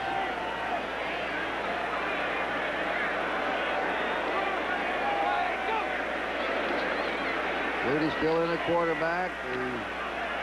It's good. And the fullback Tupu came out to take that ball on the 45 for a yard short of a first down, 2nd and 1. Again, the shotgun. Every play a pass. There's a deep pass, and it sails over the head of the intended receiver out there, Sammy Martin, the rookie. Green Bay has had everything come together today. We talked about them being inconsistent, the penalties, the problems. They have played very well today, offensively, defensively, and the young quarterback, Majkowski, I think has done just an exceptional job. Obviously, that running game has helped him, but he has shown poise and leadership in that position. A good job today. Here's a surprise. San Diego leading New Orleans 14-0 in the first quarter. Dupard, 50. There they go into Packer territory for the first time in the second half. And they'll have a first down at the Packer 42-yard line as we're approaching the 2-minute warning. 14-0. San Diego just blocked the punt, recovered in the end zone for their second touchdown. And the 2-minute warning is officially given here with the score. Green Bay 48 and the 45 and the Patriots 3. 2 minutes to go. 45-3 Green Bay. The most valuable player today. Kind of a tough choice, Curt. That offensive team of that Green Bay Packers has looked pretty well. Patriots first down in the Packer 42. Flutie's pass is going to be intercepted by Ken Stills. He's got it. Stills looking to lateral off, couldn't do it. That's the 5th pass interception today by the Packers. 5 turnovers, all interceptions by the Patriots. 3 by Flutie, 2 by Grogan. That ball was high to the receiver and deflected off his hands. So they got to give the passer some of the blame for that. We've had some of those today. The ball seems to have flown on 2 or 3 occasions with Doug, and just has not had a good day. Started off pretty well, though. That MVP, Curt. Wait a minute. There it is. Now you got it. You got to get that in there, see. Here we go. I was going to say we could give the whole Packer offensive line or the whole defensive team, but we gave it to Brent Fullwood, number 21. That's the most valuable player, and it's sponsored by Budweiser. Foul along the line of scrimmage. He had a big day, 118 yards rushing. That's more than he made the previous 5 games. And he scored 3 touchdowns, 2 of runs of 32 and 31 yards. And Budweiser will make a contribution to the United Way on behalf of all the MVPs selected in today's game. Here's the Patriot report card. 5 interceptions by Flutie and Grogan. Rushing, Dupard led the rushing with only 31 yards. Morgan was a high in receiving, and then he was knocked out of the game with a concussion, taken to the hospital for prevention measures. Packers, Koski, excellent today, young quarterback. 18 out of 26. Fullwood, good running. West, the tight end, the best receiver. Kenneth Davis. Flag goes down. And for the Patriots, mercilessly, under a minute to play. They haven't scored a touchdown. They're behind 45-3. Ed Reynolds made that last tackle. Now the Patriots come out of this one and will play at home against the undefeated Cincinnati Bengals next Sunday. And it looks like Cincinnati will still be undefeated. Right after this one, we'll switch to San Francisco for the Denver Broncos and the San Francisco 49ers. The Broncos won 2, lost 3. Seattle won today. They're 4-2 on top of the Western Division. And, of course, the 49ers are 4-1. There are 3 teams tied for the lead in the Western Division of the National Conference. Rams won today. They're 5-1. And New Orleans is 4-1. San Francisco is 4-1. And New Orleans is behind San Diego 14-0. Down they go. They'll try and freeze it away. Uh-oh. Mixing it up. Frustration. Gotta be. Just frustration. Just too long a day, too bad a day, too many missed tackles, too many blocks. Hard to take at the end of a game like this. Vincent Brown reaching out there, talking about Cincinnati. Team that what they win last year? 4 games, something like that. Something like that. Are going to be 6-0 after today. They came from behind, and late in the 4th quarter, were leading the Jets 33-19. Cleveland's going to have to stay on top of them. Cleveland losing today, they're going to run away with that division. I tell you, that Denver-San Francisco game is going to be a pretty good football game. We might be looking at a Super Bowl preview there. You know, if you pick the most valuable player right now in the NFL, it has to be Boomer Esiason. That's right. The quarterback at Cincinnati. That's it. Great season. The Packers slam the Patriots today, 45-3. Infantile and Barry shake hands, and with a frustrating day, they started Doug Flutie after the 1st quarter. He couldn't do anything, neither could Grogan, and that tells the story. 45-3 Green Bay. Curt Gowdy.